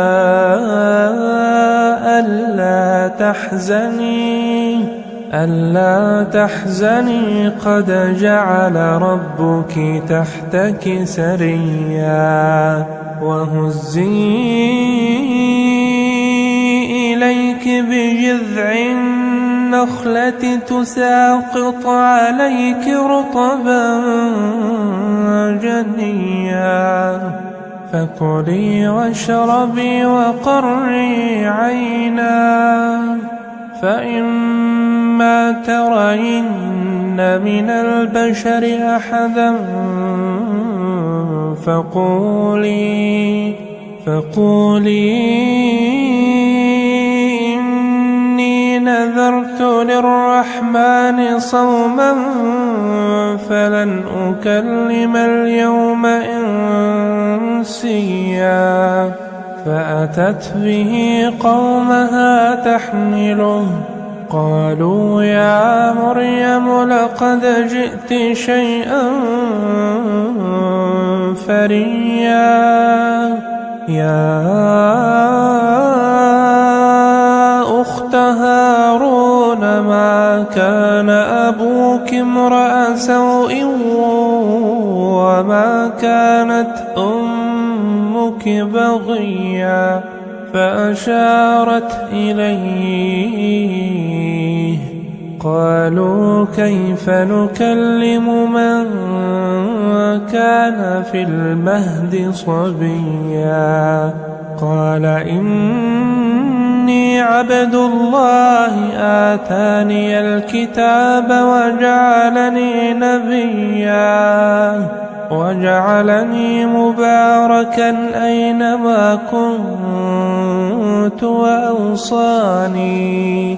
وأوصاني بالصلاة والزكاة ما دمت حيا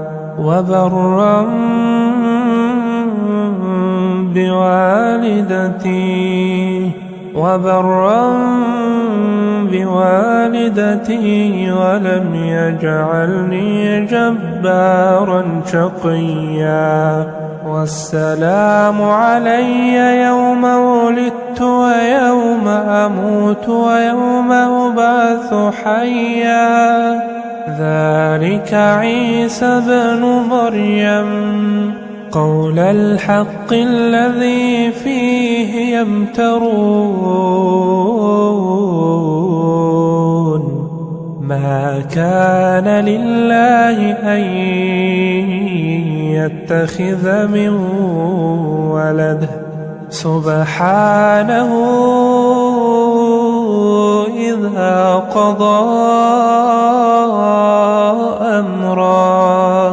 إذا قضى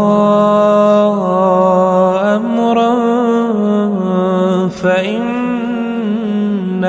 يقول له كن فيكون وإن الله ربي وربكم فاعبدوه هذا صراط مستقيم فاختلف الأحزاب من بينهم فويل للذين كفروا من مشهد يوم عظيم أسمع بهم وأبصر يوم يأتوننا، لكن الظالمون اليوم في ضلال مبين. وأنذرهم يوم الحسرة إذ قضي الأمر وهم في غفلة وهم لا يؤمنون. إنا نحن نرث الأرض ومن عليها وإلينا يرجعون. واذكر في الكتاب إبراهيم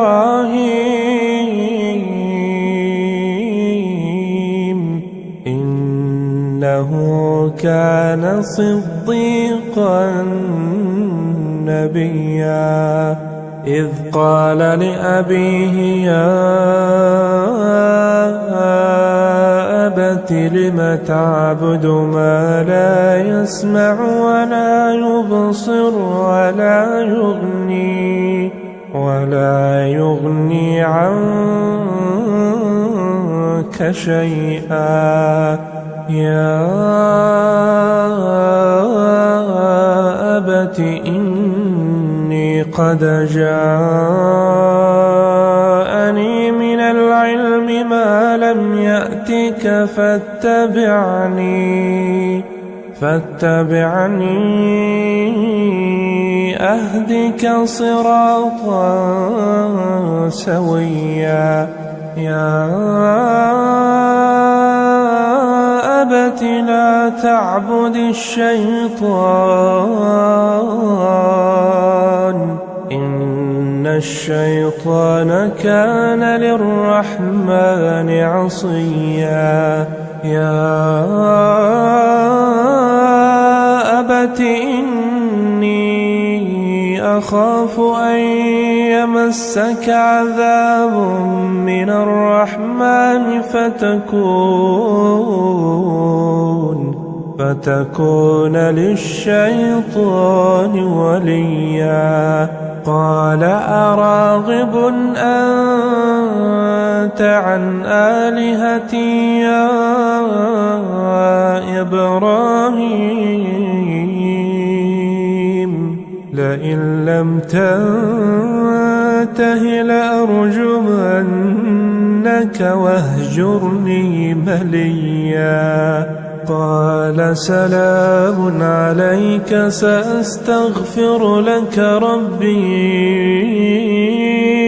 إنه كان بي حفيا. وأعتزلكم وما تدعون من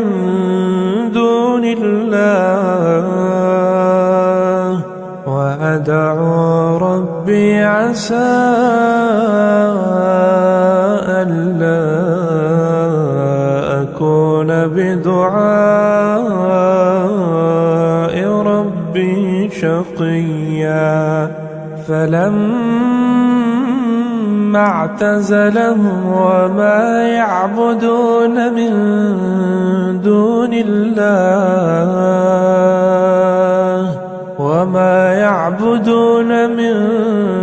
دون الله وهبنا له إسحاق ويعقوب وكلا جعلنا نبيا. ووهبنا لهم من رحمتنا وجعلنا لهم لسان صدق عليا. واذكر في الكتاب موسى إنه كان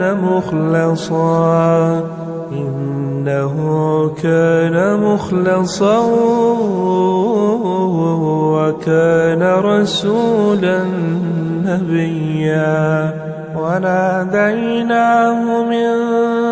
جانب الطور الأيمن وقربناه نجيا.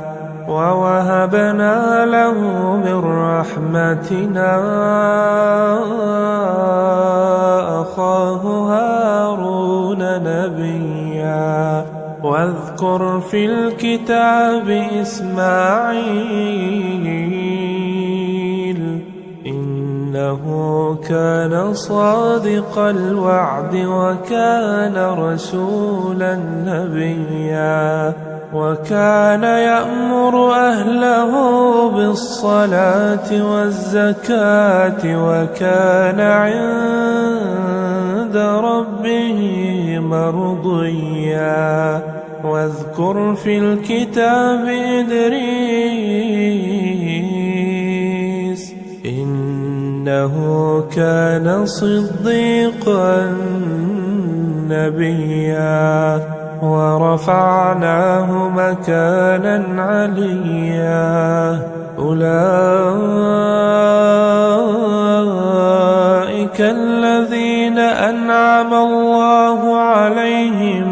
من النبيين من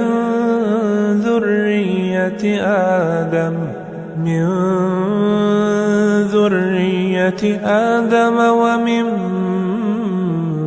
حملنا مع نوح ومن ذرية إبراهيم وإسرائيل وممن هدينا واجتبينا. إذا تتلى عليهم آيات الرحمن خروا سجدا وبكيا. فخلف من بعدهم خلف أضاعوا الصلاة واتبعوا الشهوات فسوف يلقون غيا. إلا من تاب وآمن وعمل صالحا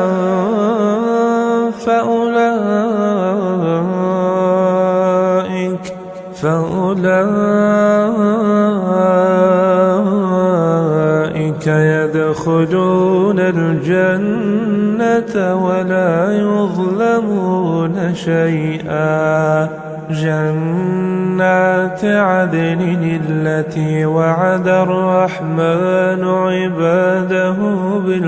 بالغيب إنه كان وعده مأتيا.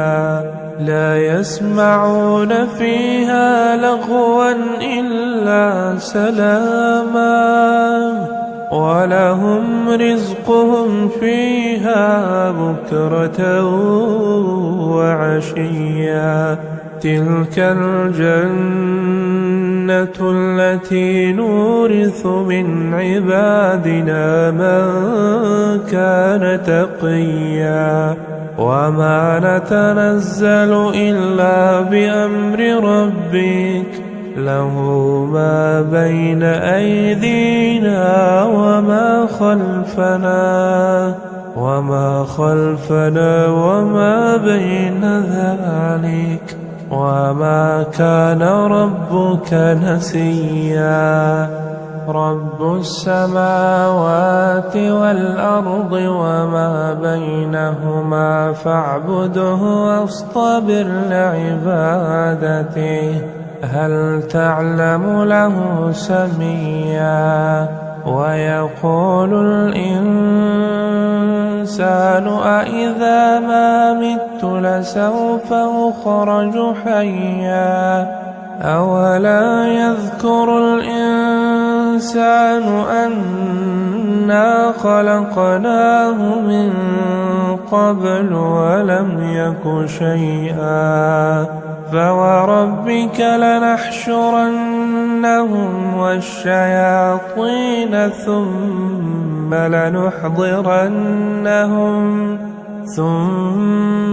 لنحضرنهم حول جهنم جثيا. ثم لننزعن من كل شيعة أيهم أشد على الرحمن عتيا ثم لنحن أعلم بالذين هم أولى بها صليا وإن منكم إلا واردها كان على ربك حتما مقضيا ثم ننجي الذين اتقوا ونذر الظالمين فيها جثيا وإذا تتلى عليهم آياتنا بينات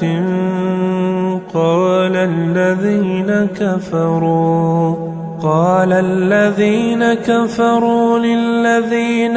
آمنوا أي الفريقين خير مقاما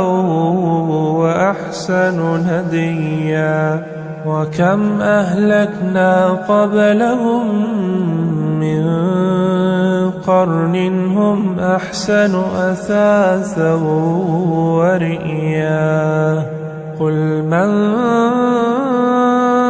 كان في الضلالة فليمدد له الرحمن مدا حتى إذا رأوا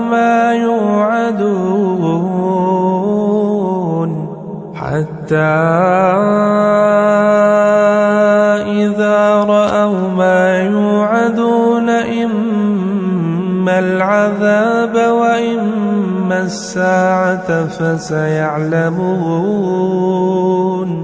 فسيعلمون من هو شر مكانا وأضعف جندا ويزيد الله الذين اهتدوا هداه والباقيات الصالحات خير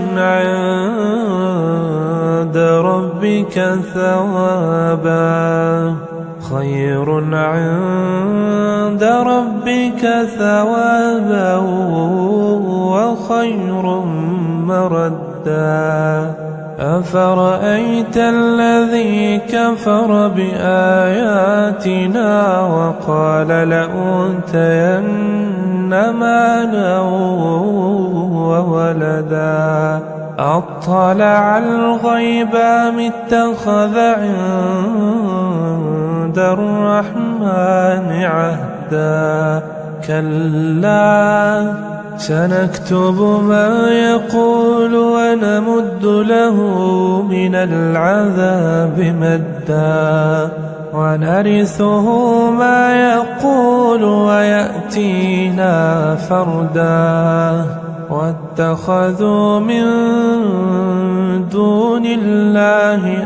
آلهة ليكونوا لهم عزا كلا سيكفرون بعبادتهم ويكونون عليهم ضدا ألم تر أنا أرسلنا الشياطين على الكافرين تؤزهم أزا فلا تعجل عليهم إنما نعد لهم عدا يوم نحشر المتقين إلى الرحمن وفدا ونسوق المجرمين إلى جهنم وردا لا يملكون الشفاعة إلا من اتخذ عند الرحمن عهدا وقالوا اتخذ الرحمن ولدا لقد جئتم شيئا إدا تكاد السماوات يتفطرن منه وتنشق الأرض وتنشق الأرض وتخر الجبال هدا أن دعوا للرحمن ولدا وما ينبغي للرحمن أن يتخذ ولدا إن كل من في السماوات والأرض إلا آتي الرحمن عبدا لقد أحصاهم وعدهم عدا وكلهم آتيه يوم القيامة فردا إن الذين آمنوا وعملوا الصالحات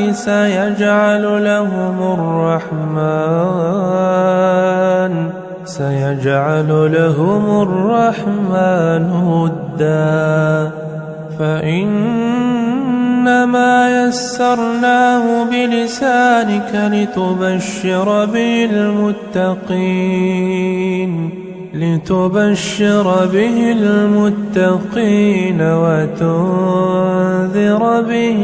قوما لدا وكم أهلكنا قبلهم من قرن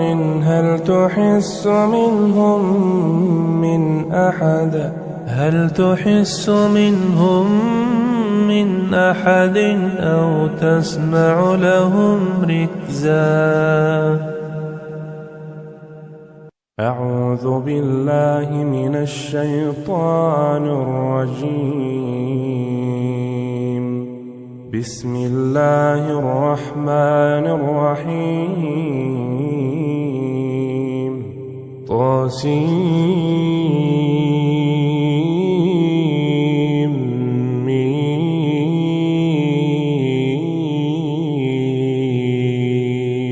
تلك آيات الكتاب المبين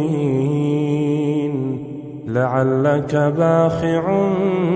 نفسك ألا يكونوا مؤمنين إن نشأ ننزل عليهم من السماء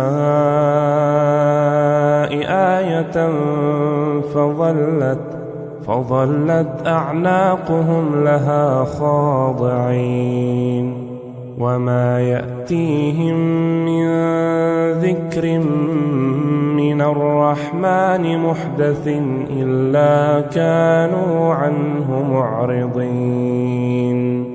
فقد كذبوا فسيأتيهم أنباء ما كانوا به يستهزئون أولم يروا إلى الأرض كم أنبتنا فيها من كل زوج كريم إن في ذلك لآية وما كان أكثرهم مؤمنين وإن ربك لهو العزيز الرحيم وإذ نادى ربك موسى أن ائت القوم الظالمين قوم فرعون ألا يتقون قال رب إني أخاف أن يكذبون ويضيق صدري ولا ينطلق لساني فأرسل إلى هارون ولهم علي ذنب فأخاف أن يقتلون قال كلا فاذهبا بآياتنا إنا معكم مستمعون فأتيا فرعون فقولا إنا رسول رب العالمين أن أرسل معنا بني إسرائيل.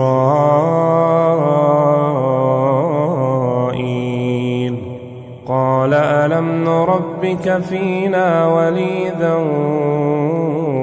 ولبثت فينا من عمرك سنين وفعلت فعلتك التي فعلت وأنت من الكافرين. قال فعلتها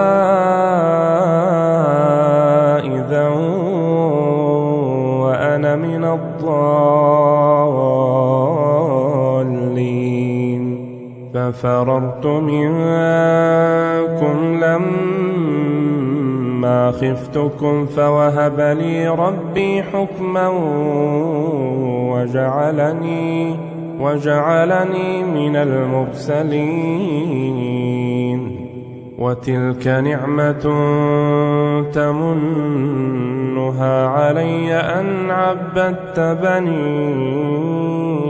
إسرائيل. قال فرعون وما رب العالمين؟ قال رب السماوات والأرض وما بينهما إن كنتم موقنين. قال لمن حوله ألا تستمعون؟ قال ربكم ورب آبائكم الأولين. قال إنا رسولكم الذي أرسل إليكم لمجنون. قال رب المشرق والمغرب وما بينهما إن كنتم تعقلون. قال لئن اتخذت إلها غيري لأجعلنك من المسجونين. قال أولو جئتك بشيء مبين؟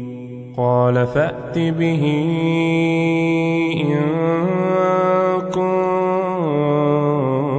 كنت من الصادقين. فألقى عصاه فإذا هي ثعبان مبين ونزع يده فإذا هي بيضاء للناظرين. قال للملأ حوله إن هذا لساحر عليم يريد أن يخرجكم من أرضكم بسحره فماذا تأمرون؟ قالوا أرجه وأخاه وابعث في المدائن حاشرين يأتوك بكل سحار عليم. فجمع السحرة لميقات يوم معلوم. وقيل للناس هل أنتم مجتمعون لعلنا نتبع السحرة إن كانوا هم الغالبين. فلما جاء السحرة قالوا لفرعون أئن لنا لأجرا إن كنا نحن الغالبين؟ قال نعم وإنكم إذا لمن المقربين. قال لهم موسى ألقوا ما أنتم ملقون. فألقوا حبالهم وعصيهم وقالوا بعزة فرعون إنا لنحن الغالبون فألقى موسى عصاه فإذا هي تلقف ما يأفكون فألقي السحرة ساجدين قالوا آمنا برب العالمين رب موسى وهارون قال آمنتم له قبل أن آذن لكم إنه لكبيركم الذي علمكم السحر فلسوف تعلمون لأقطعن أيديكم وأرجلكم من خلاف ولأصلبنكم أجمعين قالوا لا ضير إنا إلى ربنا منقلبون إنا نطمع أن يغفر لنا ربنا خطايانا أن كنا أول المؤمنين وأوحينا إلى موسى أن أسر بعبادي إنكم متبعون فأرسل فرعون في المدائن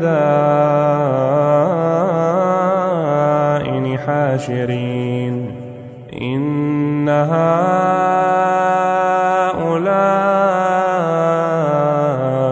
لشرذمة قليلون وإنهم لنا لغائظون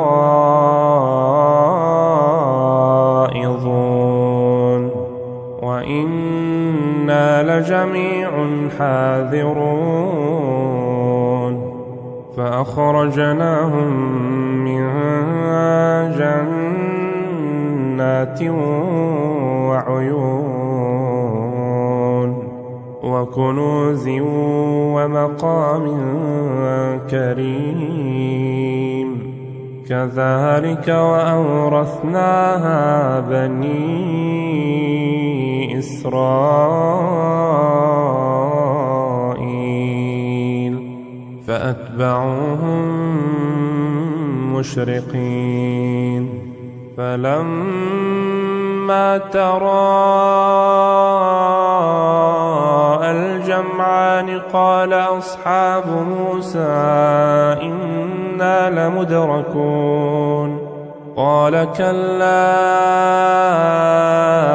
إن معي ربي سيهدين فأوحينا إلى موسى أن اضرب بعصاك البحر فانفلق فكان كل فرق كالطود العظيم وأزلفنا ثم الآخرين وأنجينا موسى ومن معه أجمعين ثم أغرقنا الآخرين إن في ذلك لآية وما كان أكثرهم مؤمنين وإن ربك لهو العزيز الرحيم واتل عليهم نبأ إبراهيم إذ قال لأبيه وقومه ما تعبدون قالوا نعبد أصناما فنظل لها عاكفين قال هل يسمعونكم إذ تدعون أو ينفعونكم أو يضرون قالوا بل وجدنا آباءنا كذلك يفعلون قال أفرأيتم ما كنتم تعبدون أنتم وآباؤكم الأقدمون فإنهم عدو لي إلا رب العالمين الذي خلقني فهو يهدين والذي هو يطعمني ويسقين وإذا مرضت فهو يشفين والذي يميتني ثم يحيين والذي أطمع أن يغفر لي خطيئتي يوم الدين رب هب لي حكما وألحقني بالصالحين واجعل لي لسان صدق في الآخرين واجعلني من ورثة جنة النعيم واغفر لأبي إنه كان من الضالين ولا تخزني يوم يبعثون يوم لا ينفع مال ولا بنون إلا من أتى الله بقلب سليم وأزلفت الجنة للمتقين وبرزت الجحيم للغاوين وقيل لهم أين ما كنتم تعبدون من دون الله هل ينصرونكم أو ينتصرون فكبكبوا فيها هم والغاوون وجنود إبليس أجمعون قالوا وهم فيها يختصمون تالله إن كنا لفي ضلال مبين إذ نسويكم برب العالمين وما أضلنا إلا المجرمون فما لنا من شافعين ولا صديق حميم فلو أن لنا كرة فنكون من المؤمنين إن في ذلك لآية وما كان أكثرهم مؤمنين وإن ربك لهو العزيز الرحيم كذبت قوم نوح المرسلين إذ قال لهم أخوهم نوح ألا تتقون إني لكم رسول أمين فاتقوا الله وأطيعون وما أسألكم عليه من أجر إن أجري إلا على رب العالمين فاتقوا الله وأطيعون نؤمن لك واتبعك الأرذلون قال وما علمي بما كانوا يعملون إن حسابهم إلا على ربي لو تشعرون وما أنا بطارد المؤمنين إن أنا إلا نذير مبين قالوا لئن لم تنته يا نوح لتكونن من المرجومين قال رب إن قومي كذبون فافتح بيني وبينهم فتحا ونجني ومن معي من المؤمنين فأنجيناه ومن معه في الفلك المشحون ثم أغرقنا بعد الباقين إن في ذلك لآية وما كان أكثرهم مؤمنين وإن ربك لهو العزيز الرحيم كذبت عاد المرسلين إذ قال لهم أخوهم هود ألا تتقون إني لكم رسول أمين فاتقوا الله وأطيعون وما أسألكم عليه من أجر إن أجري إلا على رب العالمين أتبنون بكل ريع آية تعبثون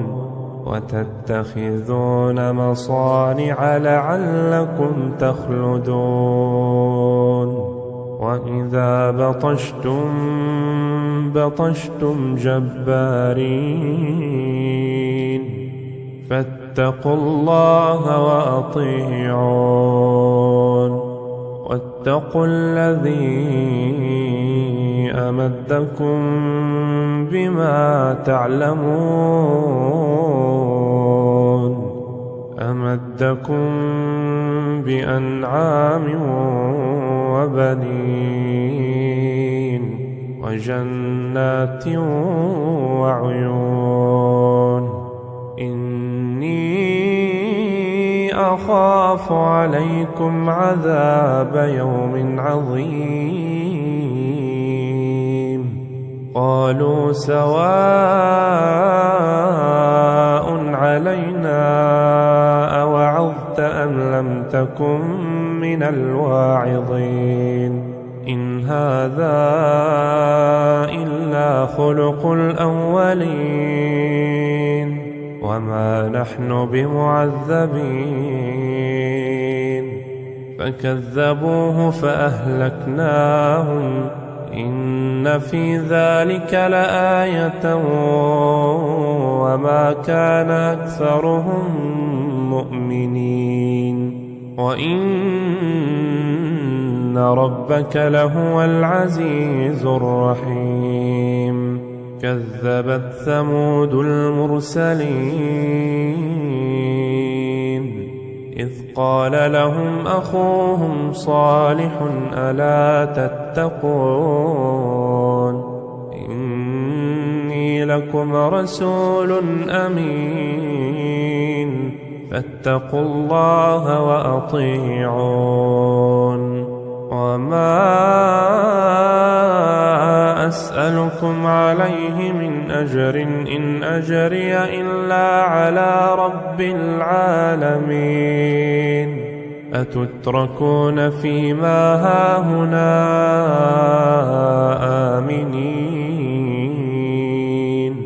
في جنة جنات وعيون وزروع ونخل طلعها هضيم وتنحتون من الجبال بيوتا فارهين فاتقوا الله وأطيعون ولا تطيعوا أمر المسرفين الذين يفسدون في الأرض ولا يصلحون قالوا إنما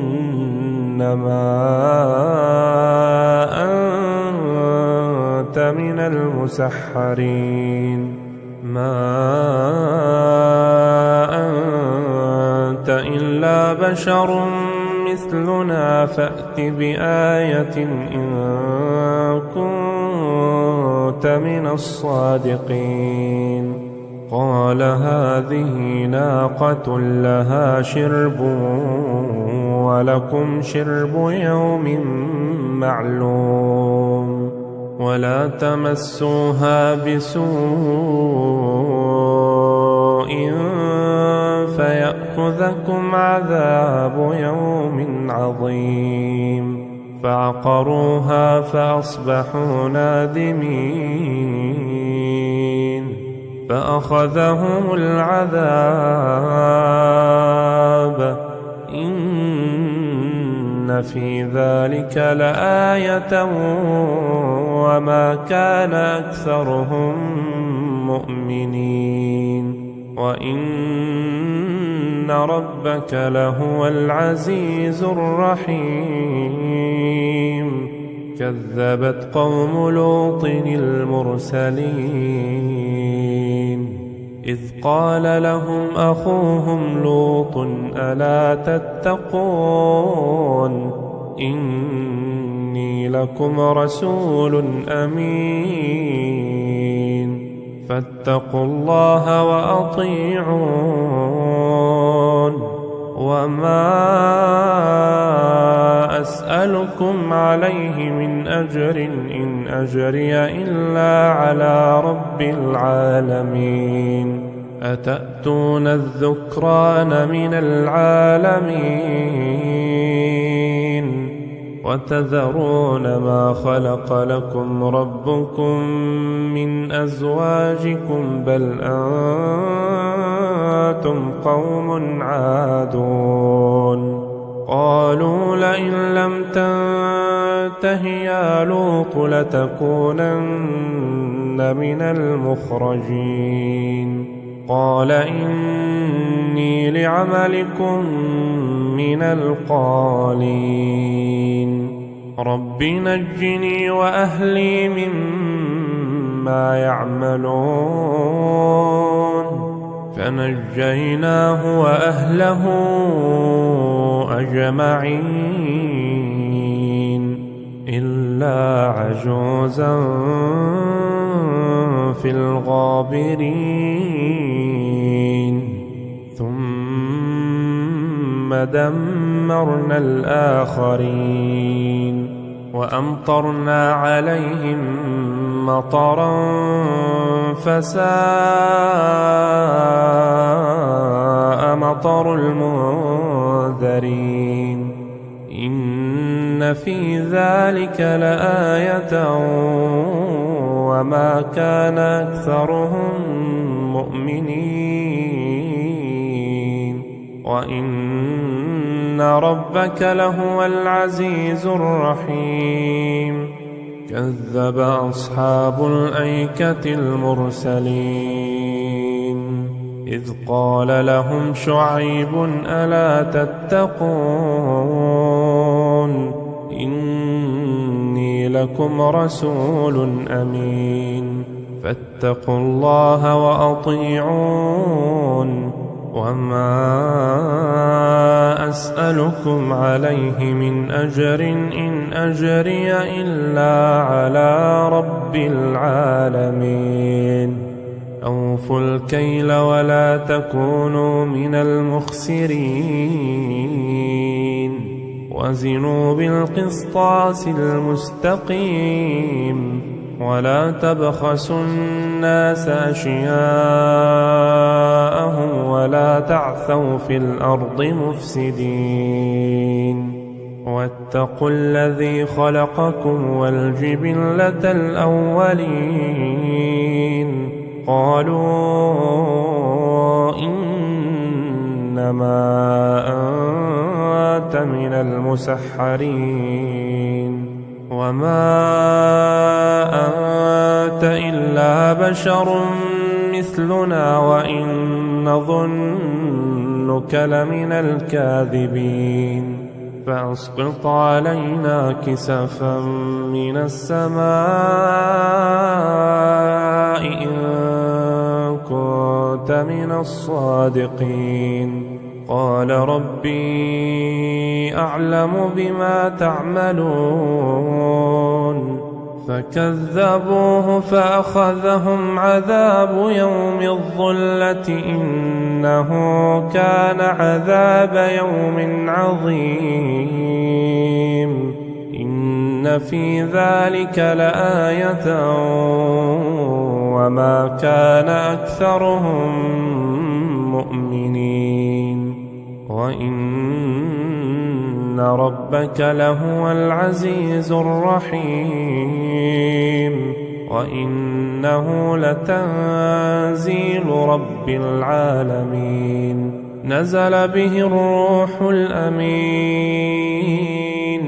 على قلبك لتكون من المنذرين بلسان عربي مبين وإنه لفي زبر الأولين أولم يكن لهم آية أن يعلمه علماء بني إسرائيل ولو نزلناه على بعض الأعجمين فقرأه عليهم ما كانوا به مؤمنين كذلك سلكناه في قلوب المجرمين لا يؤمنون به حتى يروا العذاب الأليم فيأتيهم بغتة وهم لا يشعرون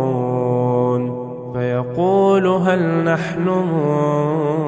منظرون أفبعذابنا يستعجلون أفرأيت إن متعناهم سنين ثم جاءهم ما كانوا يوعدون ما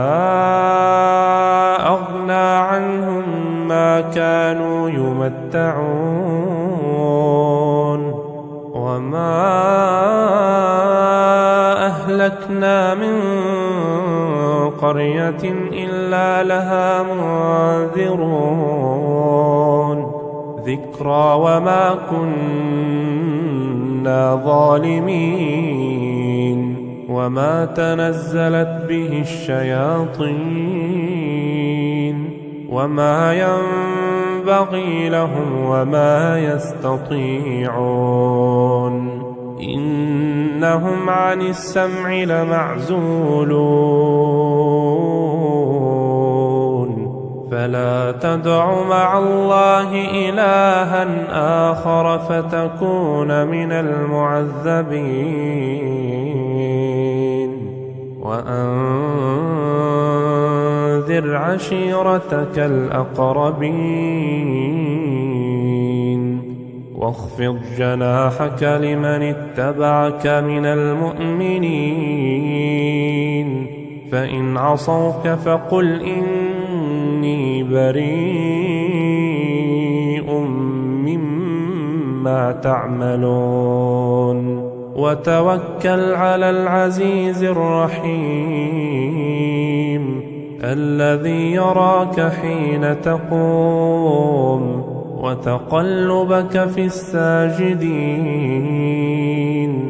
إنه هو السميع العليم هل أنبئكم على من تنزل الشياطين تنزل على كل أفاك أثيم يلقون السمع وأكثرهم كاذبون والشعراء يتبعهم الغاوون ألم تر أنهم في كل واد يهيمون وأنهم يقولون ما لا يفعلون إلا الذين آمنوا وعملوا الصالحات وذكروا الله كثيرا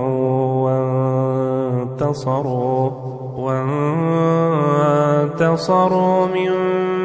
بعد ما ظلموا وسيعلم الذين ظلموا أي منقلب ينقلبون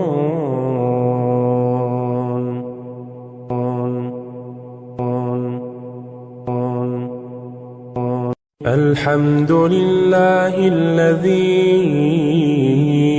أنزل على عبده الكتاب ولم يجعل له عوجا قيما لينذر بأسا شديدا من لدنه ويبشر المؤمنين الذين يعملون الصالحات أن لهم أجرا حسنا ماكثين فيه أبدا وينذر الذين قالوا اتخذ الله ولدا ما لهم به من علم ولا لآبائهم كبرت كلمة تخرج من أفواههم إن يقولون إلا كذبا فلعلك باخع نفسك على آثارهم إن لم يؤمنوا بهذا الحديث أسفا إنا جعلنا ما على الأرض زينة لها لنبلوهم أيهم أحسن عملا وإنا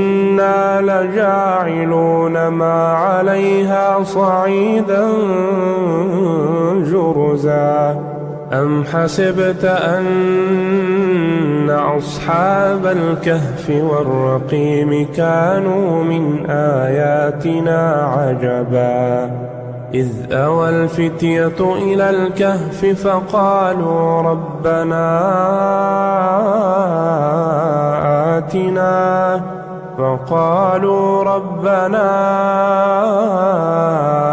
آتنا من لدنك رحمة وهيئ لنا من أمرنا رشدا فضربنا على آذانهم في الكهف سنين عددا ثم بعثناهم لنعلم أي الحزبين أحصى لما لبثوا أمدا نحن نقص عليك نبأهم بالحق إنهم فتية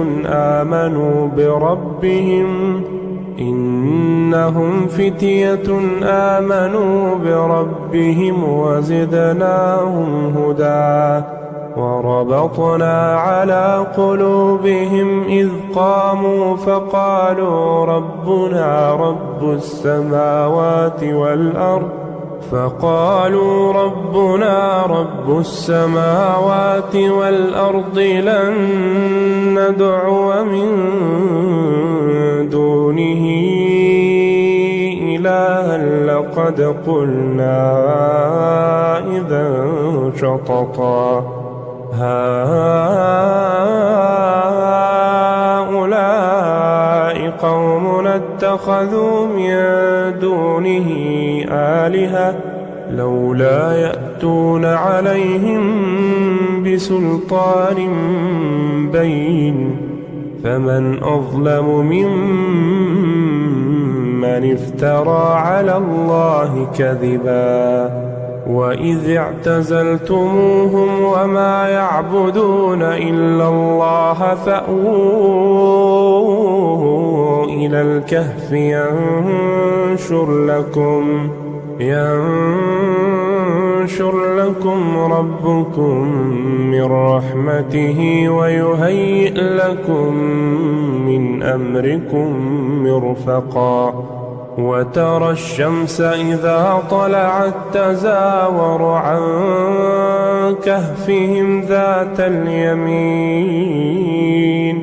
وإذا غربت تقرضهم ذات الشمال وهم في فجوة منه ذلك من آيات الله من يهد الله فهو المهتد ومن يضلل فلن تجد له وليا مرشدا وتحسبهم أيقاظا وهم رقود ونقلبهم ذات اليمين وذات الشمال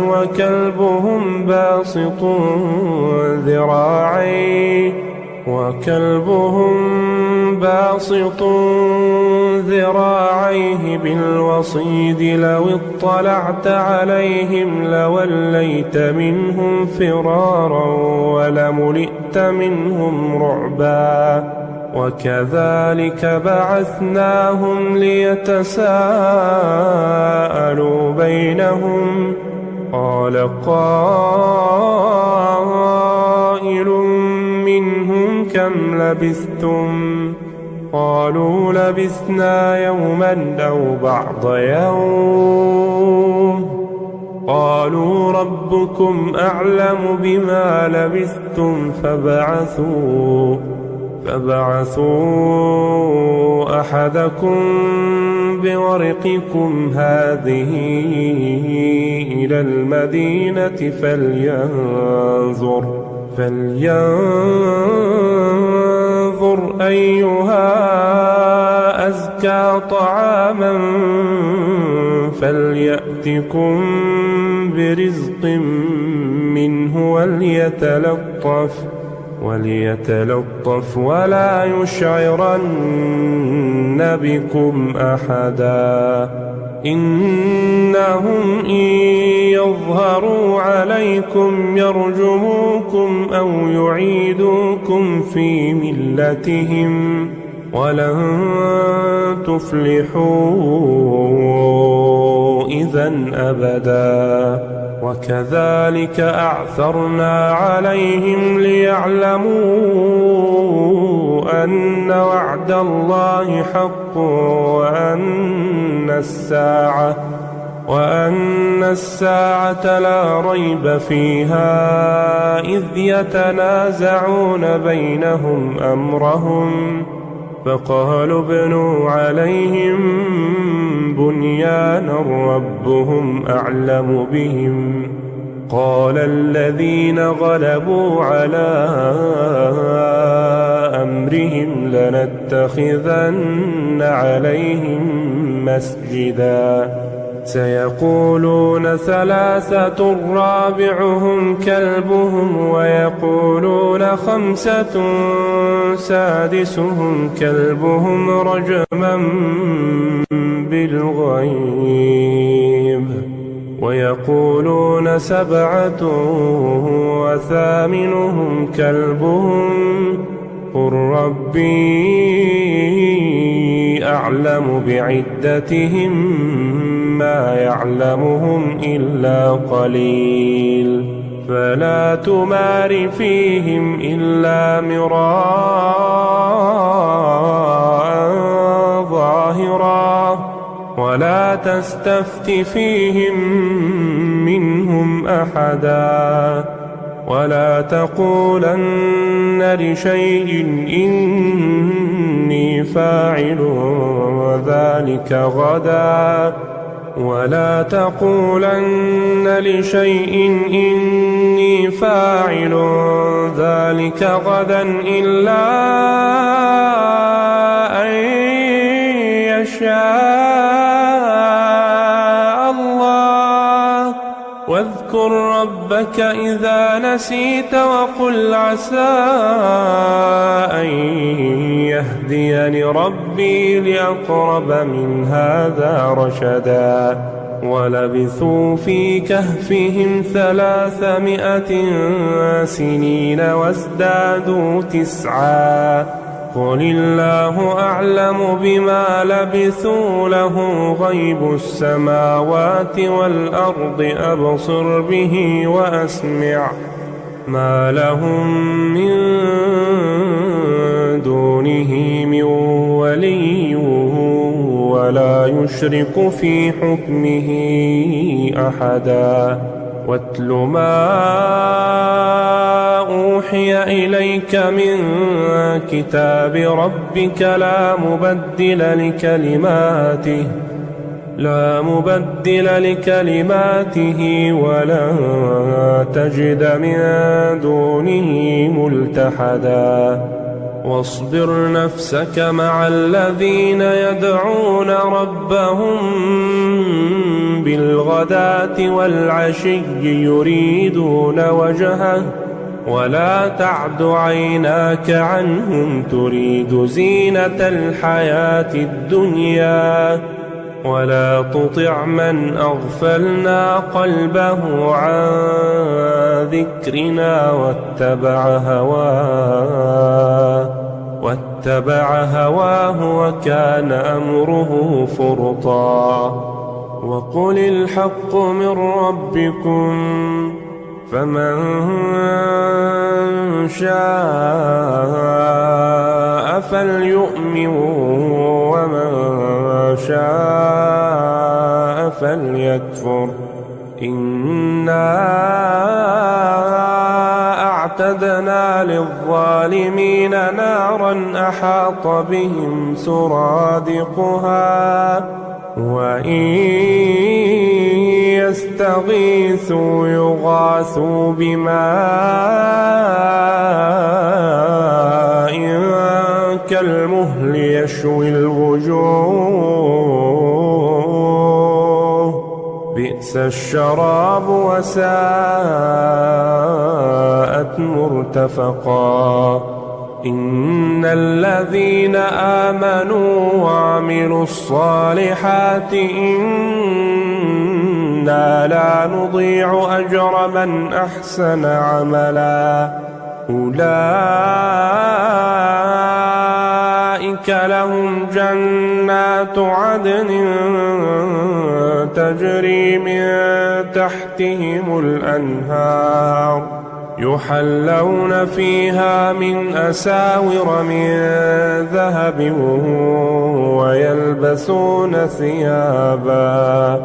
ويلبسون ثيابا خضرا من سندس واستبرق متكئين فيها على الأرائك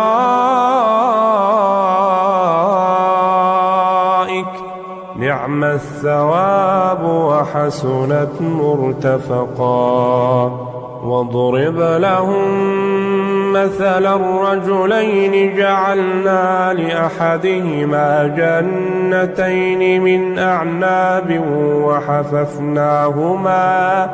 وحففناهما بنخل وجعلنا بينهما زرعا كلتا الجنتين آتت أكلها ولم تظلم منه شيئا وفجرنا خلالهما نهرا وكان له ثمر فقال لصاحبه وهو يحاوره أنا أكثر منك مالا وأعز نفرا ودخل جنته وهو ظالم لنفسه قال ما أظن أن تبيد هذه أبدا وما أظن الساعة قائمة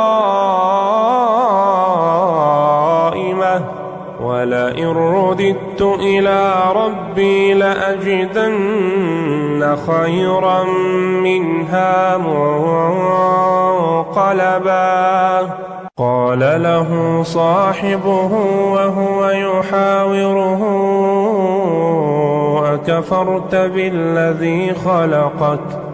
أكفرت بالذي خلقك من تراب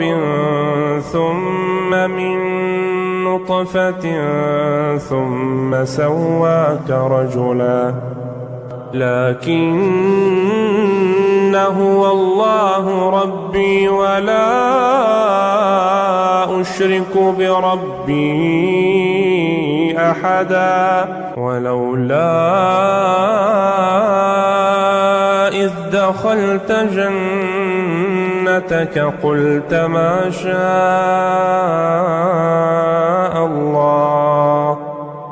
ما شاء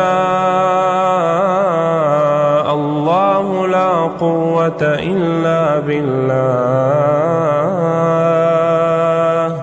إن ترني أنا أقل منك مالا وولدا فعسى ربي أن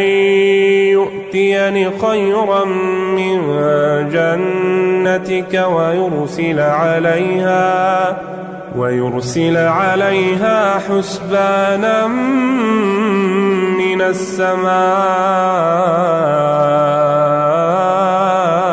فتصبح صعيدا زلقا أو يصبح ماؤها غورا فلن تستطيع له طلبا وأحيط بثمره فأصبح يقلب كفيه على ما أنفق فيها وهي خاوية على عروشها ويقول يا ليتني لم أشرك بربي أحدا ولم تكن له فئة ينصرونه من دون الله وما كان منتصرا هنالك الولاية لله الحق هو خير ثوابا وخير عقبا واضرب لهم مثل الحياة الدنيا كماء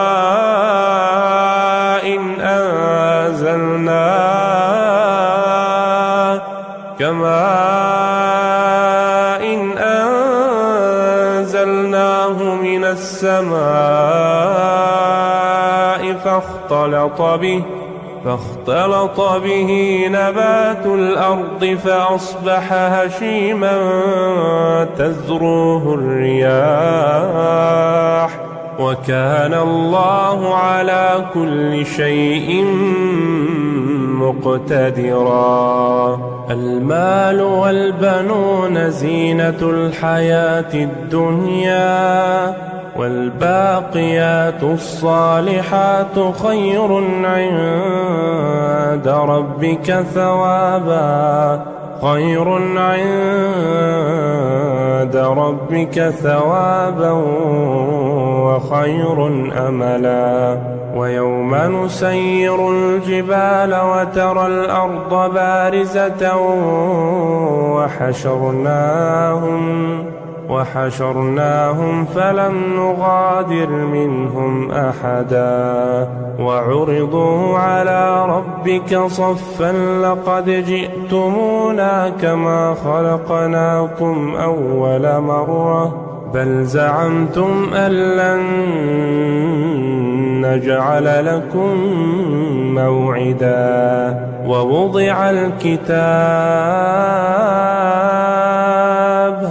ووضع الكتاب فترى المجرمين مشفقين مما فيه ويقولون يا ويلتنا ما لهذا الكتاب لا يغادر صغيرة ولا كبيرة إلا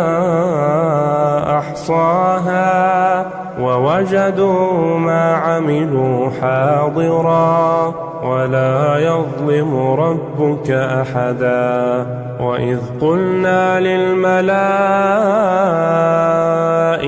اسجدوا لآدم فسجدوا إلا إبليس كان من الجن ففسق عن أمر ربه أفتتخذونه وذريته أولياء من دوني وهم لكم عدو بئس للظالمين بدلا. ما أشهدتهم خلق السماوات والأرض ولا خلق أنفسهم وما كنت متخذ المضلين عضدا. ويوم يقول نادوا شركائي الذين زعمتم فدعوهم فلم يستجيبوا لهم وجعلنا بينهم موبقا. ورأى المجرمون النار فظنوا أنهم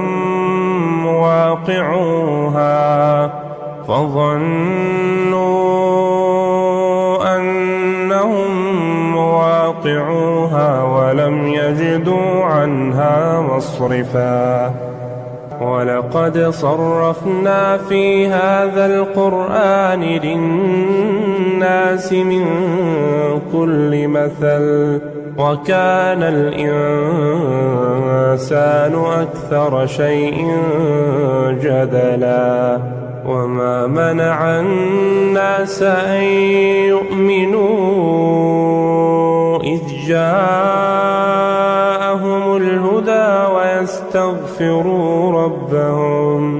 ويستغفروا ربهم إلا أن تأتيهم سنة الأولين أو يأتيهم العذاب قبلا. وما نرسل المرسلين إلا مبشرين ومنذرين ويجادل الذين كفروا بالباطل ليدحضوا به الحق واتخذوا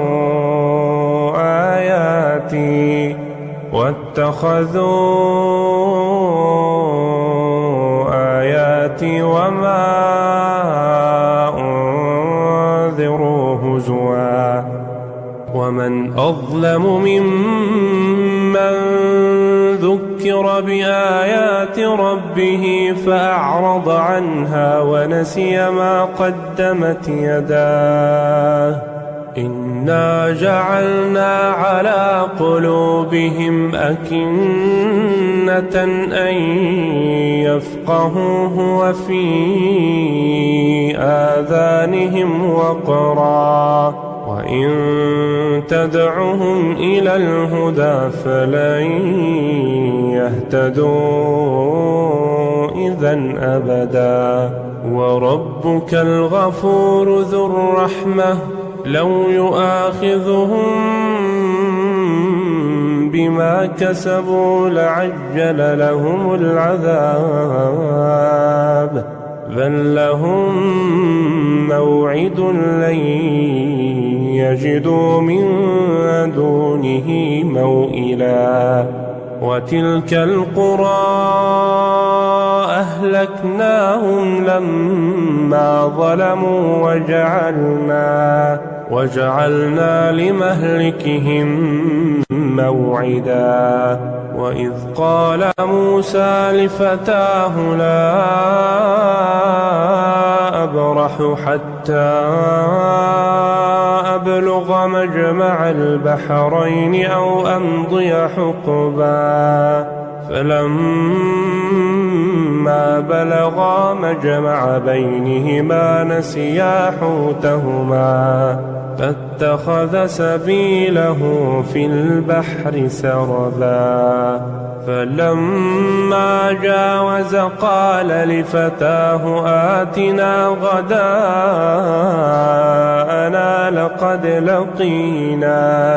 لقد لقينا من سفرنا هذا نصبا قال أرأيت إذ أوينا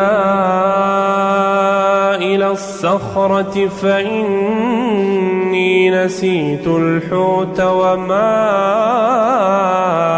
أنسانيه إلا الشيطان أن أذكره واتخذ سبيله في البحر عجبا قال ذلك ما كنا نبغ فارتدا على آثارهما قصصا فوجدا عبدا من عبادنا آتيناه رحمة من عندنا وعلمناه من لدنا علما قال له موسى هل أتبعك على أن تعلمني مما علمت رشدا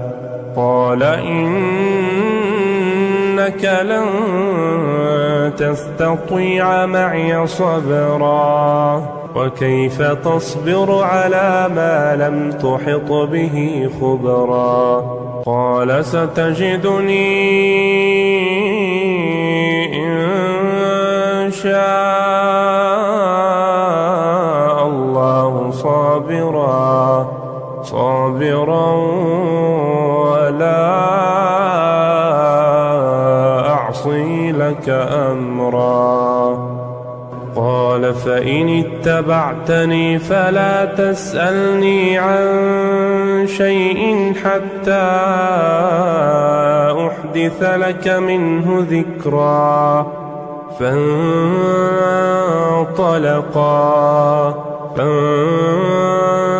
فانطلقا حتى إذا ركبا في السفينة خرقها قال أخرقتها لتغرق أهلها لقد جئت شيئا إمرا قال ألم أقل إنك لن تستطيع معي صبرا قال لا تؤاخذني بما نسيت ولا ترهقني من أمري عسرا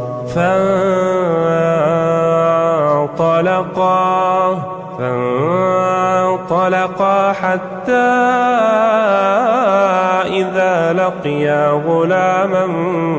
فقتله قال أقتلت نفسا زكية بغير نفس لقد جئت شيئا نكرا قال ألم أقل لك إنك لن تستطيع معي صبرا قال إن سألتك عن شيء بعدها فلا تصاحبني قد بلغت من لدني عذرا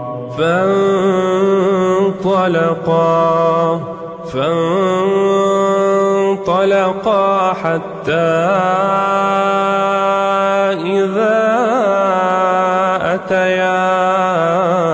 أهل قرية استطعما أهلها فأبوا أن يضيفوهما فوجدا فيها جدارا يريد أن ينقض فأقامه قال لو شئت لاتخذت عليه أجرا قال هذا فراق بيني وبينك سأنبئك بتأويل ما لم تستطع عليه صبرا أما السفينة فكانت لمساكين يعملون في البحر فأردت أن أعيبها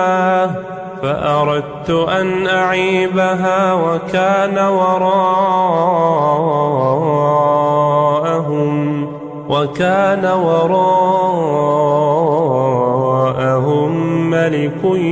يأخذ كل سفينة غصبا وأما الغلام فكان أبواه مؤمنين فخشينا أن يرهقهما طغيانا وكفرا فأردنا أن يبدلهما ربهما خيرا منه زكاة وأقرب رحما وأما الجدار فكان لغلامين يتيمين في المدينة وكان تحته كنز لهما وكان أبوهما صالحا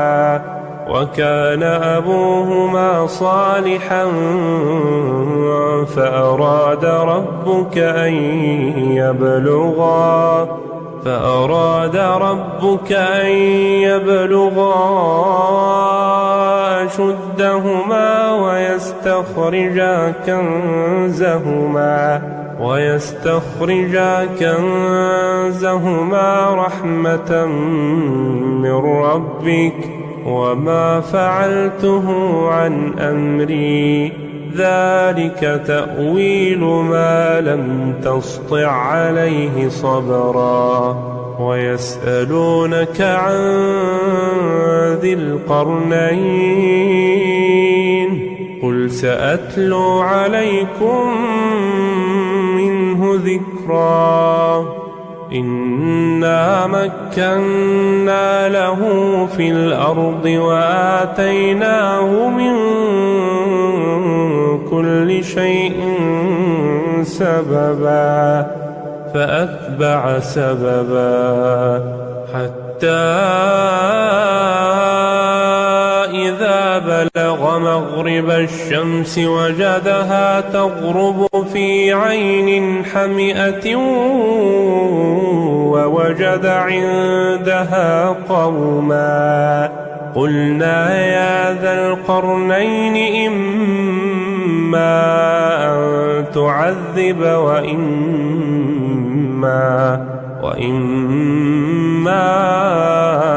أن تتقى ونتخذ فيهم حسنا. قال أما من ظلم فسوف نعذبه ثم يرد إلى ربه فيعذبه عذابا نكرا. وأما من آمن وعمل صالحا فله جزاء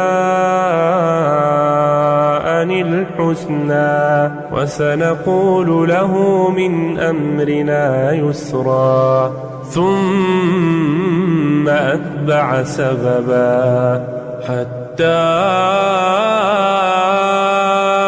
إذا بلغ مطلع الشمس وجدها تطلع على قوم لم نجعل لهم من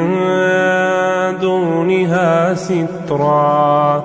كذلك وقد أحطنا بما لديه خبرا. ثم أتبع سببا حتى إذا بلغ بين السدين وجد من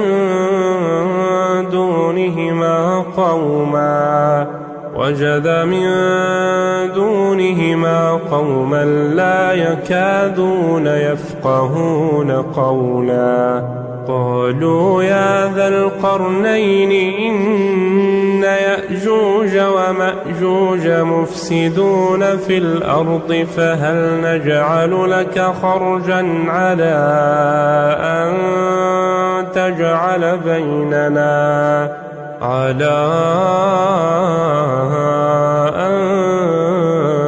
تجعل بيننا وبينهم سدا. قال ما مكني فيه ربي خير فأعينوني بقوة أجعل بينكم وبينهم ردما. آتوني زبر الحديد حتى إذا ساوى بين الصدفين قال انفخوا حتى إذا جعله نارا قال آتوني أفرغ عليه قطرا. فما استطاعوا أن يظهروه وما استطاعوا له نقبا. قال هذا رحمة من ربي فإذا جاء وعد ربي جعله دكا وكان وعد ربي حقا. وتركنا بعضهم يومئذ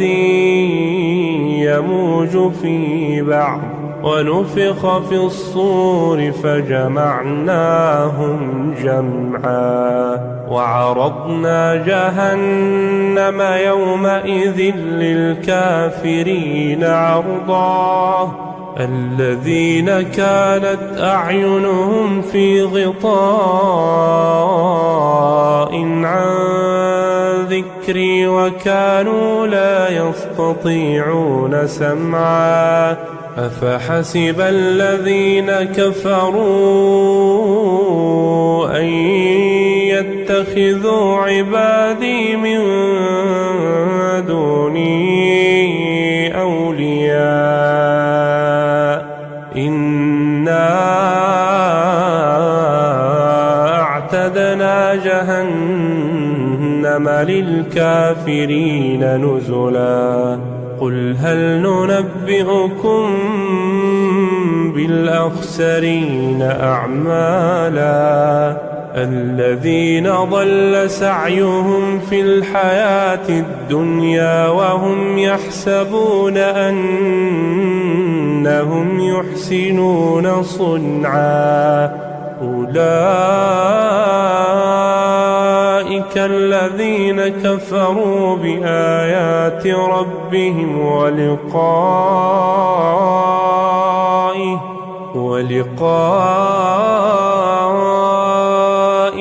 فحبطت أعمالهم فلا نقيم لهم يوم القيامة وزنا ذلك جزاؤهم جهنم بما كفروا واتخذوا آياتي ورسلي هزوا إن الذين آمنوا وعملوا الصالحات كانت لهم جنات الفردوس نزلا خالدين فيها لا يبغون عنها حولا قل لو كان البحر مدادا لكلمات ربي لنفد البحر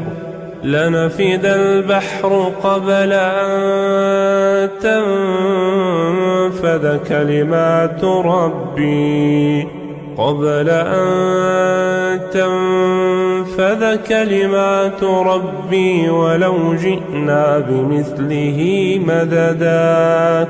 قل إنما أنا بشر مثلكم يوحى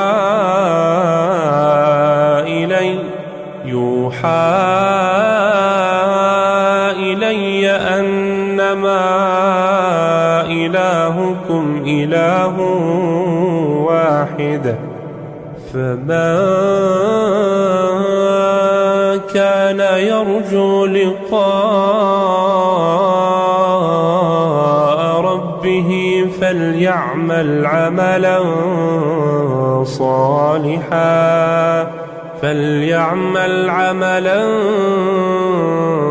صالحا ولا يشرك بعبادة ربه أحدا.